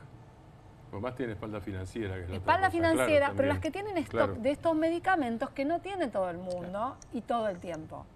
Entonces, esto puede explicar por qué la droguería Suizo-Argentina es una proveedora importante en este rubro, tanto para el Ministerio de Salud como para Andis, y por qué les interesaba este hombre en particular. Sí, le daba información estratégica. Y él sabe cómo se maneja eso. Claro. Un dato más que puede estar vinculado con la causa que lleva adelante el fiscal Franco Picardi, es que este tipo de prestaciones, PACBI, que como te decía son de Andis, pueden ser las que requiere Andis. Uno de los programas que justamente compra este tipo de cosas es Incluir Salud. Incluir Salud estaba manejada hasta hace unos días por Daniel Garbellini. No sé si te suena este nombre. Sí, claro. Bueno, es el que español lo dice, es el delincuente que me pusieron para recaudar. Para recaudar. Exactamente. Que viene de la época del macrismo y de otras administraciones, varias. Daniel Garbellini no está más, fue desplazado, fue parte de la confirmación de que acá podría haber coimas. el desplazamiento de Daniel Garbellini por la mención que hace Spagnolo, no solamente el desplazamiento de Spagnolo, pero lo menciono porque tiene que ver con este tipo de contrataciones en particular. Así que este es un aspecto de por qué este personaje por ahí no es menor, no es de reparto y es ostensiblemente algo de, bueno, esta cuestión de... Miriam, no se sabe, o sí se sabe, qué hacía antes de ir al Ministerio de Salud. Sí, en general estuvo en la administración pública durante todos los últimos años. Yo llegué a ver esto en el LinkedIn. Eso estaba en LinkedIn, estuvo en el gobierno de la ciudad, siempre con la misma especialidad. ¿En el gobierno de la ciudad? En el gobierno de la ciudad de Buenos Aires. El cargo inmediatamente anterior al Ministerio de Salud Nacional fue en el Ministerio de la ciudad. ¿Desde el enero de 2012? No, eso es anterior. Ahí, el inmediatamente anterior, bueno, pero eso también es gobierno de la ciudad. O sea que es escudería Macri. Muy posiblemente. O escudería suizo-argentina, si uno piensa muy mal. No, pero es más probable. No, porque viene de la gestión pública. Sí. Viene de la gestión pública. O sea, como Garbellini también tiene orígenes en el macrismo. Yo estoy diciendo... Podríamos suponer. Y toda la gente que trabajaba con Garbellini, que fue despedida esta semana, todos vienen del macrismo. Salió una nota muy interesante en Página 12 el domingo que hace ese mapa de quienes trabajaban debajo de Garbellini en Andis. Y recordemos otra cosa, Mauricio Macri es quien acerca a la droguería suizo-argentina a la Libertad Avanza para financiar la fiscalización del balotaje del 2023. Buenísimo el dato porque lo había olvidado. 2 millones de dólares creo que pone en la fiscalización. Y quien dice que es fácilmente infiltrable también, ¿no? Buen punto. Sí, buen punto. Sí, viste, bueno, no vamos a mezclar todo, pero yo pensaba en las acusaciones de espionaje. La verdad que si alguien tiene experiencia en la materia... Lo que pasa es que... Miren a Macri. También podría decir, pero no, pero eso es de los españoles de hace un año. No, yo creo que Macri debe estar preocupando. Eran 2 semanas más que había que aguantar antes de firmar el acuerdo. ¿No? Obvio, claro. 2 semanas eran. Y Vidal debe estar... Pilar debe estar diciendo, ¿no? El teléfono de Vidal. Digo yo, no sé. No, sí, yo estoy de acuerdo. Igual yo miraría la expertise del macrismo en materia de espionaje. Sí. Ampliamente desarrollada, del año 2009. Viene ganando la teoría del interno. ¿no? Bueno, pero del el macrismo que está bien, pero no sabemos Avanza. qué queda. Te estoy diciendo que en Andis hasta esta semana había gente del macrismo. No sé. Claro. No sé, te dejo la inquietud. Hay mucho servicio de inteligencia público, hay mucho servicio de inteligencia privado, hay mucho servicio retirado, pero no, la mano de obra desocupada, no están desocupados esos. Hay mucho espionaje comercial e industrial también en esto. Sí, un montón. Mucho, con mucha guita. Me falta un punto que es mostrarte el código de ética. ¿Cómo rompe esto? ¿Cómo rompería el código de ética pública? Exactamente. Tenemos para ver, me parece, el parrafito, que es el artículo 46 del Código de Ética. Ahí lo ves. Hay un periodo que se llama periodo de carencia entre que el funcionario público se va de la Administración Nacional y tiene un trabajo nuevo. Tiene algunas restricciones. No debe durante su empleo y hasta 1 año después de su egreso efectuar o patrocinar para terceros trámites o gestiones administrativas se encuentren o no directamente a su cargo, ni celebrar contratos con la Administración Pública Nacional cuando tengan vinculaciones funcionales con la actividad que desempeñe o hubiera desempeñado. Pongamos que Ricardo no le puso el gancho a nada ahora. Sí. No, bueno, pero hay que ver si poner el gancho o estar a cargo de esa... de ese departamento de la ciudad argentina que le hizo ganar miles de millones de pesos. A mí me parece muy ostensible. A mí me parece que hay una violación a la normativa lisa y llana. Si mal recuerdo, ¿no hay otro funcionario que tuvo un problema similar? Bausili, el actual titular del Banco Central. Que también lo descubrió Berco. No te puedo creer. Sí, es insoportable. Sí. Vamos a darle el crédito a Berco como corresponde. Muy bien. Sí. Bausili en el Deutsche Bank. Exactamente. Sí. Bien. Bueno, gracias, Berco. Van apareciendo piezas, ¿no? Van apareciendo piezas y la sensación es que levantás en cualquier lugar y te encontrás con una parte, algún eslabón de esta estructura de recaudación ilegal que tendría como terminal a la secretaria general de la presidencia, que además es la hermana del presidente. Vamos a una pausa y ya seguimos con más, porque es un montón, francamente.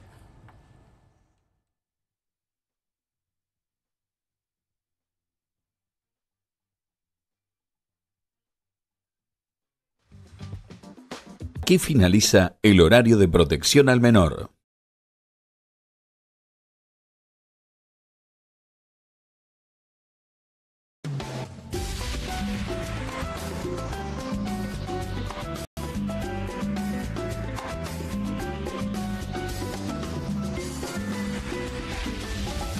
¿Necesitas llegar tranquilo a fin de mes? Tené un préstamo 100% online con WeCred. Te damos un préstamo personal de hasta 400.000 pesos, acreditación por CBU dentro de las 48 horas, mínimos requisitos, cuotas fijas en pesos, rápido, simple y seguro.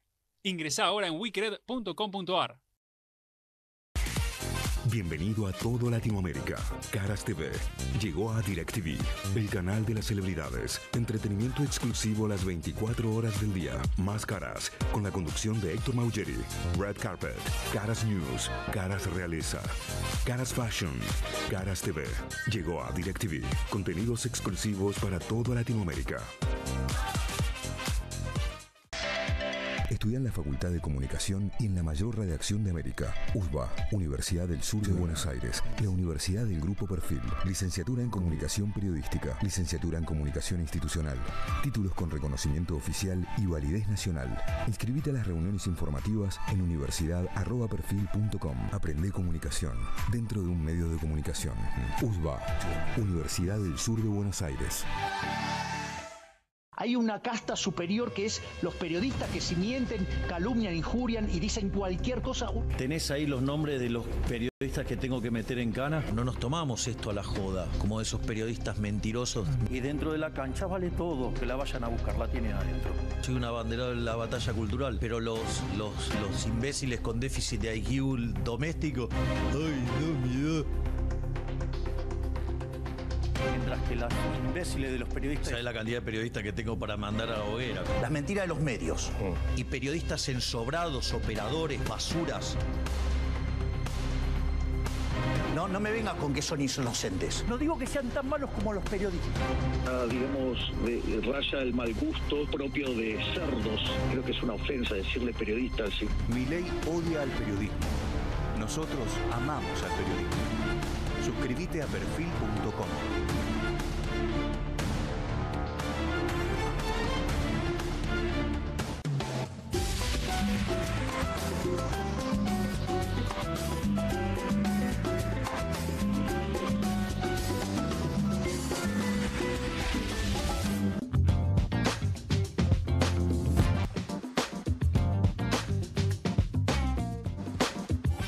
En Banco Credicop tenés la mejor tecnología para hacerte la vida más fácil. Y tenés 276 filiales con la mejor atención personal, donde te resuelven todo y encima conocen muy bien a cada asociado. Como Bruno. Seguro que estás contento. Ganaron el domingo. O como Laura. ¿Ya está funcionando la máquina nueva? Como Lucas, como Mercedes, como Juan. Y tantos otros que te atienden y te solucionan todo siempre con una sonrisa. Porque nuestra tecnología nos acerca, pero nuestra atención nos acerca más. Ahora, movete vos a Credicop. Movete a un banco distinto. ¿Pensás que las subastas no son para vos? Son para todos, porque podés comprar y vender desde donde estés de manera rápida, fácil y confiable. ¿Querés participar de nuestra próxima subasta?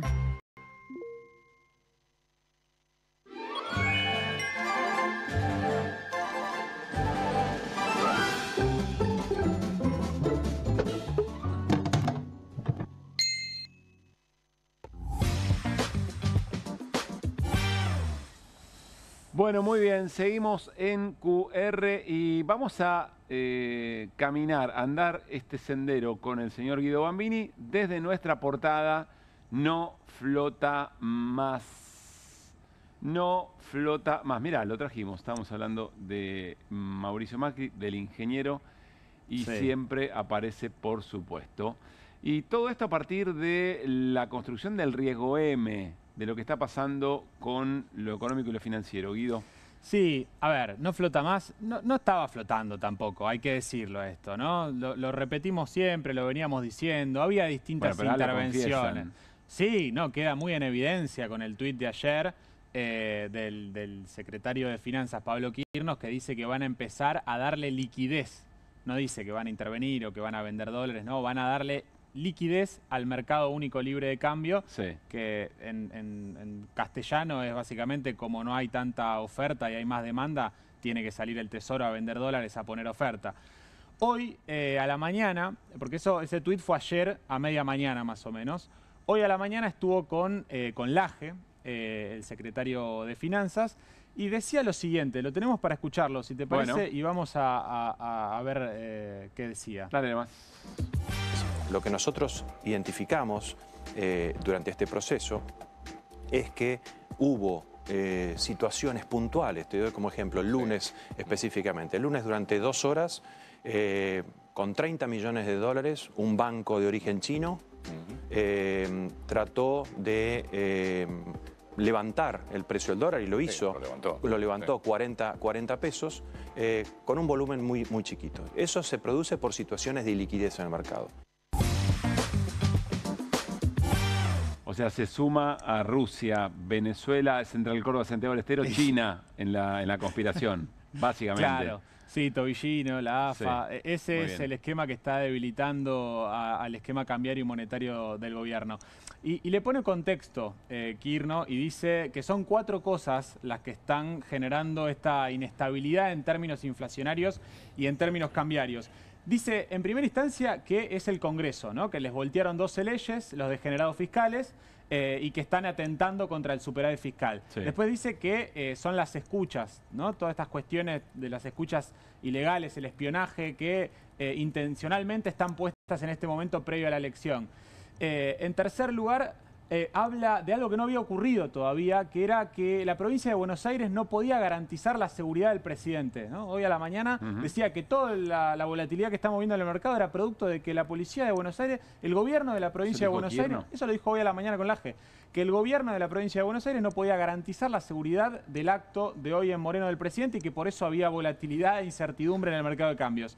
Y la última cuestión era lo que les decía. Eso. O sea, los mercados no están viendo que hay posiblemente un esquema de corrupción estructural, no están viendo que la gente vive como el culo y que hay una demanda social muy importante en ese sentido, no están viendo que dinamita todos los puentes, que tienen internas por todas lados, no, están viendo que el gobierno de la provincia de Buenos Aires no puede garantizar el esquema de seguridad del presidente en Moreno, ¿no? Y el cuarto punto era lo que te decía al principio, el supuesto atentado que tuvo en Lomas de Zamora el presidente la semana pasada. Bueno, el mercado está viendo otra cosa. Vamos a ver lo que decía Marul, un economista que nunca fue tildado de mandril. No podríamos ponerle ese catálogo. Cercano a Milei, sí, cercano a Milei, cercano a las ideas del gobierno. Dice hoy, por cambios regulatorios del jueves, los bancos el viernes no podían modificar su posición propia de dólares, lo tenían que hacer desde el lunes. Van el lunes, lo hacen y es tratar de subir. Poco serios, muchachos, le dice Marul. Esto, Marul se refiere a una disposición del Banco Central del jueves pasado que obligó a los bancos al último día hábil del mes de agosto, donde vencen muchos contratos de futuro, y no queriendo que suceda lo mismo que sucedió en julio, que el último día hábil del mes saltó el tipo de cambio, sí. Bueno, el Banco Central le limita la posición consolidada en moneda extranjera que pueden tener los bancos. Catenaccio lo bautizó el Letcher. Exactamente, Catenaccio sí. En una de las tantas regulaciones que está imponiendo el Banco Central, son, digo, la suba de encajes preventivas es otra a los bancos. ¿Qué hicieron los bancos, o en este caso este banco chino que está generando la desestabilización del gobierno? Bueno, lo hicieron la semana siguiente, lo hicieron el día lunes. Bueno, eso fue lo que Kirno denunció hoy a la mañana y voces del mercado le planteaban, bueno, no, esto no tiene mucho sustento, o si tu programa económico tambalea producto de que un banco con 40 millones de dólares te hace subir 30 pesos el dólar, bueno, está todo medio atado con alambre. Menos mal que no le preguntaron a Patricia Bullrich qué hacer, porque capaz que quería allanar, ¿no? Pedía allanar el banco chino. Claro, sí, o intentaba ir a ver como quería ver en las cajas del Banco Central a ver si había dólares. No, se refiere al ICBC, claro, se refiere al ICBC, sí, efectivamente. Bueno, y veamos qué pasó hoy, sí. No, porque siguió la intervención. Esto es... Casi suspenden el desfile militar ayer en China, ¿no? Casi se suspende por toda esta, imagínense. Mucha preocupación, sí. Bueno, esto lo que vemos acá es el virtual nuevo techo de la banda que le puso el gobierno, que le puso el Tesoro más precisamente al dólar. 1.362 pesos. Ahí es cuando aparece el Tesoro, apareció ayer vendiendo 100 millones de dólares y apareció hoy vendiendo otros 50 millones de dólares. Yo hice un cálculo rápido, quedan 36 ruedas hasta la elección del 26 de octubre, porque también en la entrevista le pregunta Laje a Kirchner, esta inestabilidad, esta volatilidad, ¿la vamos a ver hasta el 26 de octubre o después de las elecciones de este domingo va a calmarse la cosa? Y Kirchner le responde en un sincericidio, le dice, y bueno, no, me parece que va a seguir esta volatilidad hasta ese domingo porque hay cobertura, bueno, la gente se dolariza previo a las elecciones, etcétera. Bueno, en definitiva, en las 36 rondas que quedan, siendo conservadores, pensando que venden lo que vendieron hoy, 50 millones de dólares, estamos hablando de 1.800 millones de dólares. ¿Sabes cuánto tiene en la cuenta del Tesoro en el Banco Central? ¿Cuánto? 1.500 millones de dólares.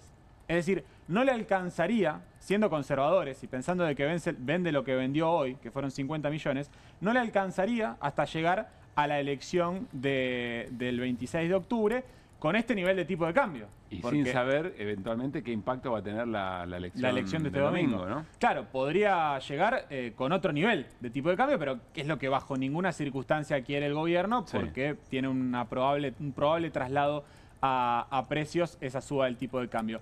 Bueno, ya vimos cuáles fueron lo que sería el riesgo KUKA, ¿no? Que son estas cuestiones, la cuestión del banco chino y todas las cuestiones que te mencioné, los 4 puntos que te mencioné que decía hoy Kirchner con Laje. La realidad es que yo no creo que sea eso lo que está haciendo o generando esta volatilidad, sino más bien que está crujiendo por todos lados el modelo. Y lo que está mirando el mercado fundamentalmente es que está empezando a vender los dólares que el Tesoro tiene que comprar, que no compró en la época de bonanza, en la época de la cosecha gruesa, y que tiene que comprar para pagar los vencimientos de deuda. Vamos a la siguiente para ver un punto que te da cuenta de las dificultades que está teniendo para acumular dólares y de dónde se le están yendo los dólares. Esta formación de activos externos puntualmente es la compra de dólares billete. De las personas. Menos mal que esto no es un análisis psicológico, porque ya acá veo una bañadera que rebalsa. Bueno. Pero podría ser. Pero es otra cosa, entiendo, ¿no? Sí, son las ventas mensuales. Psicotécnico para Caruso inmediatamente. Las ventas mensuales, no, por favor, de billetes a personas físicas. Fíjense, el máximo de julio, ¿no? 3.000 millones de dólares. Hay que irse a octubre del 2019, en el macrismo, para encontrar el otro máximo de la serie de cantidad de compras de billetes que está haciendo la gente, los ciudadanos de a pie, las personas físicas. A esto se le suma las demandas de dólares por turismo. Eso es después de las PASO del 19, me parece, ¿no? Claro, creo. Exactamente. Sí, claro, ese mes. Ahí lo tenés entre septiembre y 3.900. Pero fíjense que la serie es hasta el 2007, ¿no? Estamos en el segundo pico máximo desde el 2007 de demanda de dólares. Y si contamos toda la formación de activos externos, desde la salida del cepo hasta esta parte, estamos hablando de casi 15.000 millones de dólares. De abril a junio, que es hasta donde tenemos, perdón, a julio, que es hasta donde tenemos datos. Acá también Macri había, no sé si había sacado el cepo o lo había flexibilizado. No, acá digo en la cantidad de compras, claro. Claro, en el 2019 tiene que volver a imponerlo. Y por supuesto ya hay restricción. Después de que lo vuelve a imponer Macri, durante el gobierno del Frente de Todos no se flexibiliza hasta abril de este año, donde se flexibiliza y volvemos a tener este aluvión de compras de divisas y también de formación de activos externos, que es una de las cuestiones que mira el mercado, hace esta cuenta. Digo, se te están yendo los dólares por todos lados, por turismo, por formación de activos externos. Ahora por venta de dólares. El Tesoro, en vez de comprar, va a vender. Claro. Hace esta cuenta simple que hice yo. Vamos a la siguiente para ver los vencimientos que tenemos de deuda. Fíjense en enero del 2026, que es esa columna de 4.800 millones de dólares. Está muy cerca esto. Eso está muy cerca. Y no solamente enero, digo, los meses que siguen, los meses previos a enero, me detengo también en noviembre, tienen compromisos importantes, 1.300 millones de dólares. Ahí tenés compromiso importante con el Fondo Monetario Internacional. Pero me detengo en enero porque son los bonistas, los privados, los tenedores de deuda, sobre todo de G30, L30, que son los bonos más importantes de Argentina, que están viendo que, bueno, que el Tesoro se está gastando los dólares y están empezando a decir, bueno, la mía está, ¿no? Claro. Se empiezan a hacer esas preguntas y se relaciona con el riesgo país, con lo que veíamos al inicio del programa. Tenemos en la última placa la divergencia del riesgo país, que es la contracara del precio de los bonos, es decir, a cuánto se financia el gobierno, a qué tasa se financian las empresas. ¿Qué sobretasa tenés cuanto más riesgo país tenés? Claro, con respecto los bonos del Tesoro americano, que está en la zona de 4 puntos. El riesgo país llegó a los 900 puntos. Se está financiando una tasa anual del 11% en dólares Argentina. Se estaría financiando a esa tasa. Luce un poco insostenible y es por eso que no sale a los mercados a tomar deuda el gobierno. Pero digo, esto es muy evidente. Acá no hay riesgo cuca. Acá son las decisiones de política monetaria y cambiaria del gobierno, desde la salida de la atolondrada de las LEFI, que muchos le atribuyan al propio Milei, como un capricho de Milei, el querer eliminar estas letras fiscales de liquidez. Desde la salida del cepo también, son una serie de desajustes que dan cuenta que este modelo, si no tiene una inyección permanente de dólares, es difícil que se sustente, en el tiempo. ¿Esto es el promedio de los países, del resto de los países de América Latina? De América Latina, sí. Y allá está Argentina. Y eso es Argentina, exactamente. Uno debería pensar que deberían performar de forma parecida a los países de Latinoamérica, que en el mercado mundial son vendidos como un paquete, ¿no? Los países en desarrollo. También es cierto, no sé cuántos tienen una deuda como tiene la Argentina con el Fondo Monetario, ¿no? Es cierto eso, sí. No todos están tan endeudados en términos de su PBI como lo está Argentina. Gracias, Guido. Nos dijo Martín Granoski, che, miren esta foto que anda circulando por ahí. A ver, ¿de qué se trata? Los pollos podridos. ¿Qué es esto de los pollos podridos? Pollos podridos. ¿Sabés qué es por ahí? Por ahí es por Moreno y circuló hoy. ¿Por qué? El de la derecha es conocido, ¿no es cierto? Sí, claro. El de la derecha es conocido. Es el hermano del... Es el hermano, 3. Exactamente, sí. Tal cual. El otro señor no es conocido, pero exactamente. Es Ramón Vera. Es Ramón Vera. El otro señor es Ramón Vera. De la Libertad Avanza. Así es. Hoy, antes fue puntero del Frente de Todos, del Frente Renovador, y hoy es puntero de la Esto hace referencia a Breaking Bad, a la serie. Ahora te voy a decir Los pollos de hermano. Claro, no, eso es otra cosa. Era proveedor del sistema de alimentación escolar en Moreno. Vera. Dejó de ser proveedor en algún momento porque fue denunciado en la Escuela 49. La Escuela 49 es donde en 2018, por mal mantenimiento y por responsabilidad de María Eugenia Vidal y de Gabriel Sanchezini, que siempre aparece abajo del radar y es jefe de gabinete de Jorge Macri, recuerdo de paso. El encargado de educación de María Eugenia Vidal, claro. Es cuando explota la cocina y se mueren Sandra Calamano y Rubén Rodríguez. Y hay un docente, Hernán Pustelnik, un grandote que seguramente si aparece la foto lo conocen seguro porque apareció primero en la manifestación y porque mide 2 metros, que agarró los pollos, los llamaban los pollos verdes en ese momento, para que se den idea. Verdes de podridos. Agarró los pollos y los llevó al consejo escolar. En el consejo escolar estaba en ese momento Vera. Los consejos escolares son los que se encargan de una buena parte, se encargan de distribución de alimentos, en parte, esa es una parte, y la otra parte es de refacciones y mantenimiento de escuelas. Lo anterior, justamente, había sido, esta parte, la explosión no era responsabilidad de Vera, pero sí del Consejo Escolar intervenido por Sanchezini, y los pollos podridos, esto que está recordando el gremio del SUTEBA, el Sindicato Unificado de Trabajadores de la Educación de la Provincia de Buenos Aires, que tiene buena memoria y hoy hacía circular esto. Nos vamos a ir a la pausa. Cuando regresemos también Martín Granoski nos va a contar qué está pasando en el juicio a Jair Bolsonaro, juicio por intento de golpe de Estado, entre otras cosas. Bolsonaro, muchos otros dirigentes y algunos militares, algunos integrantes de la cúpula militar. Muy importante para caracterizar todo lo que nos está pasando, no solamente, por supuesto, en la Argentina, todas estas expresiones muy pero muy violentas y que atentan contra la democracia. Y también picamos algún que otro tema. Pausa y estamos enseguida con más QR. En Banco Credicop tenés la mejor tecnología para hacerte la vida más fácil. Y tenés 276 filiales con la mejor atención personal, donde te resuelven todo y encima conocen muy bien a cada asociado. Como Bruno. Seguro que estás contento. Ganaron el domingo. O como Laura. ¿Ya está funcionando la máquina nueva? Como Lucas, como Mercedes, como Juan y tantos otros que te atienden y te solucionan todo siempre con una sonrisa. Porque nuestra tecnología nos acerca, pero nuestra atención nos acerca más. Ahora, movete vos a Credicop. Movete a un banco distinto.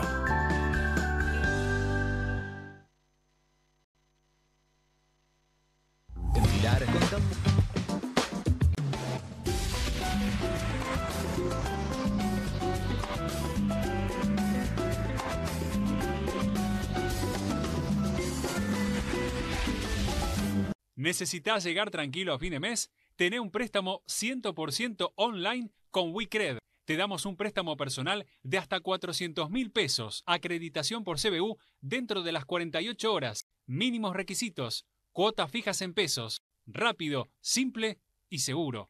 Ingresá ahora en wecred.com.ar. Bienvenido a todo Latinoamérica.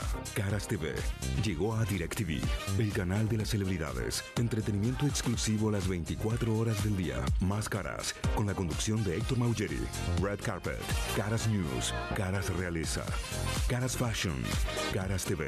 Llegó a DirecTV. Contenidos exclusivos para toda Latinoamérica. Estudia en la Facultad de Comunicación y en la mayor redacción de América. USBA, Universidad del Sur de Buenos Aires. La Universidad del Grupo Perfil. Licenciatura en Comunicación Periodística. Licenciatura en Comunicación Institucional. Títulos con reconocimiento oficial y validez nacional. Inscribite a las reuniones informativas en universidad@perfil.com. Aprende comunicación dentro de un medio de comunicación. USBA, Universidad del Sur de Buenos Aires. Hay una casta superior que es los periodistas que si mienten, calumnian, injurian y dicen cualquier cosa. ¿Tenés ahí los nombres de los periodistas que tengo que meter en cana? No nos tomamos esto a la joda, como esos periodistas mentirosos. Y dentro de la cancha vale todo, que la vayan a buscar, la tienen adentro. Soy un abanderado de la batalla cultural, pero los imbéciles con déficit de IQ doméstico, ay, no, miedo.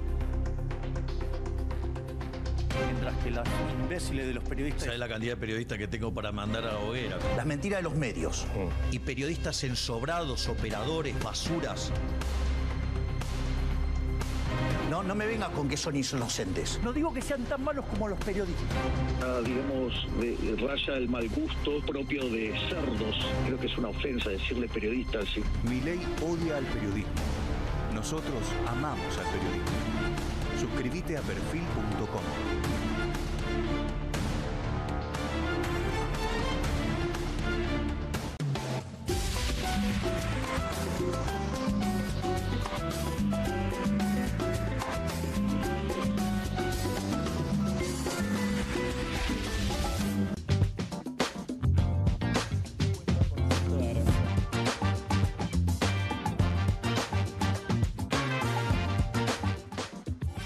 En Banco Credicop tenés la mejor tecnología para hacerte la vida más fácil. Y tenés 276 filiales con la mejor atención personal, donde te resuelven todo y encima conocen muy bien a cada asociado. Como Bruno. Seguro que estás contento. Ganaron el domingo. O como Laura. ¿Ya está funcionando la máquina nueva? Como Lucas, como Mercedes, como Juan y tantos otros que te atienden y te solucionan todo siempre con una sonrisa. Porque nuestra tecnología nos acerca, pero nuestra atención nos acerca más. Ahora, movete vos a Credicop. Movete a un banco distinto. En Pilar, contamos con Mimuni, nuestra herramienta digital de atención ciudadana para solicitar turnos, realizar trámites y gestionar reclamos de manera ágil y cercana. Descárgate la app o chatea con nosotros por WhatsApp a través de 11 52 38 68 64. Las 24 horas del día. También podés acercarte a cualquiera de nuestros puntos Muni de lunes a viernes de 8 a 18 horas y los sábados de 9 a 15 horas. En Pilar, seguimos acercando el Estado a todos y todas las pilarenses. Pilar presente con futuro.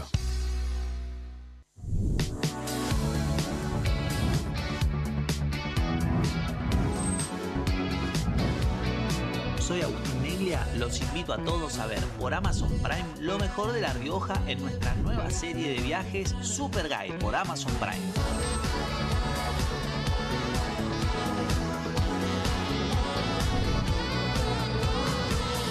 Una excursión increíble en La Rioja, ojalá que puedan venir algún día porque es una experiencia inigualable.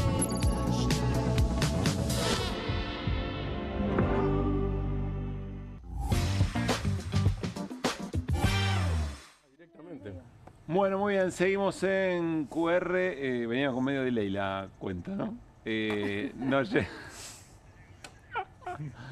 Nos lleva Martín Granowski un tema muy serio. Nos vamos a Brasil, el juicio ya en la etapa final a Jair Bolsonaro por intento de golpe de Estado y algunas otras cosas, Martín, ¿no? Sí, entre otras cosas es el intento del plan, que alguna vez lo comentamos en este programa, incluso hablando con Darío Pignotti desde Brasil. Era el plan incluía el plan del asesinato de Lula, además que ya había ganado las elecciones. Estamos hablando del último tramo de Bolsonaro, cuando Lula había ganado las elecciones y tenía que asumir. En Brasil la asunción de los presidentes es el 1 de enero, así que estamos hablando de diciembre del 2022. Eso termina, como recordarán, con la toma de los 3 poderes, en la plaza de los 3 poderes de Brasil, donde está el Ejecutivo, el Judicial y el Legislativo, la toma de los 3 poderes, y la toma del Palacio Planalto, que es la Casa Rosada de Brasil, y la destrucción de todo, digo, parte de eso, con el ejército. Hay, vos dijiste militares, hay generales implicados, hay Bolsonaro y generales implicados. Y lo está haciendo directamente el Superior Tribunal Federal, que es la Corte Suprema Argentina. Alexandre de Moraes, que es el juez encargado de esto. La Corte Suprema de Brasil. Sí, se llama Superior Tribunal de Justicia, Superior que Tribunal es como Federal. La Corte Argentina. Es el equivalente, es otro nombre, pero es la Corte Suprema Argentina. O sea que estamos hablando de ese nivel. En ese nivel hay un juez relator encargado del tema, que es Alexandre de Moraes, que es el que está llevando la cuestión Bolsonaro. Y esta es una parte, se va a resolver muy rápido, porque esto se resuelve probablemente la semana que viene. Es muy rápido, está, como vos decías, en la instancia final. La duda es si la pena puede ser, digo, no hay dudas en Brasil, yo no estoy diciendo lo que va a pasar, estoy diciendo lo que dicen los propios brasileños y los propios juristas brasileños y los dirigentes y funcionarios políticos. No hay duda de que no dudan de que va a ser condenado. La única duda es si serán 12 años o serán 43 años, de acuerdo a qué delitos se den por probados y cuáles no. Pero no hay dudas sobre la condena de Bolsonaro hoy, por lo menos. Pero se agrega otro tema. Empezó la presión de la ultraderecha brasileña.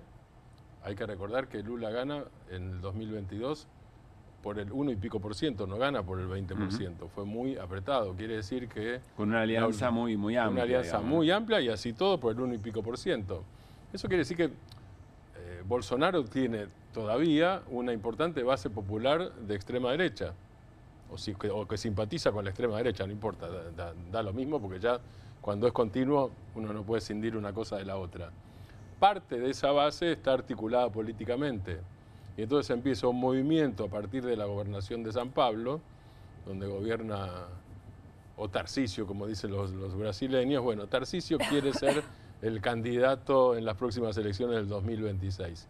Y parte del trabajo que está haciendo para ser el candidato por las fuerzas de derecha y ultraderecha es empezar ya a boicotear lo que está haciendo el Superior Tribunal Federal y a maniobrar en favor de una amnistía para Bolsonaro, ya mismo. Es decir, que lo que se está discutiendo en Brasil es al mismo tiempo la condena y la amnistía. Esa es la situación en Brasil exactamente en estos días en caliente. Digo, situación importante porque además tiene relación con Estados Unidos, no solo por analogía, por lo que hizo Trump con el Capitolio, y Trump después indultó a quienes habían invadido el Capitolio, el Congreso de los Estados Unidos, sino porque además los 2 hijos legisladores de Bolsonaro, uno concejal y uno diputado, están en Estados Unidos haciendo lobby.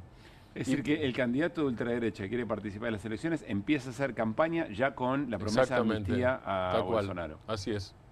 Y hay una denuncia del Partido de los Trabajadores, el partido de Lula, que dice que el Superior Tribunal Federal debería apresar al gobernador de San Pablo por intento de entorpecimiento de la labor de justicia que está llevando a cabo la Corte Suprema brasileña. Bueno, esta es la escena. Esta es la escena en desarrollo.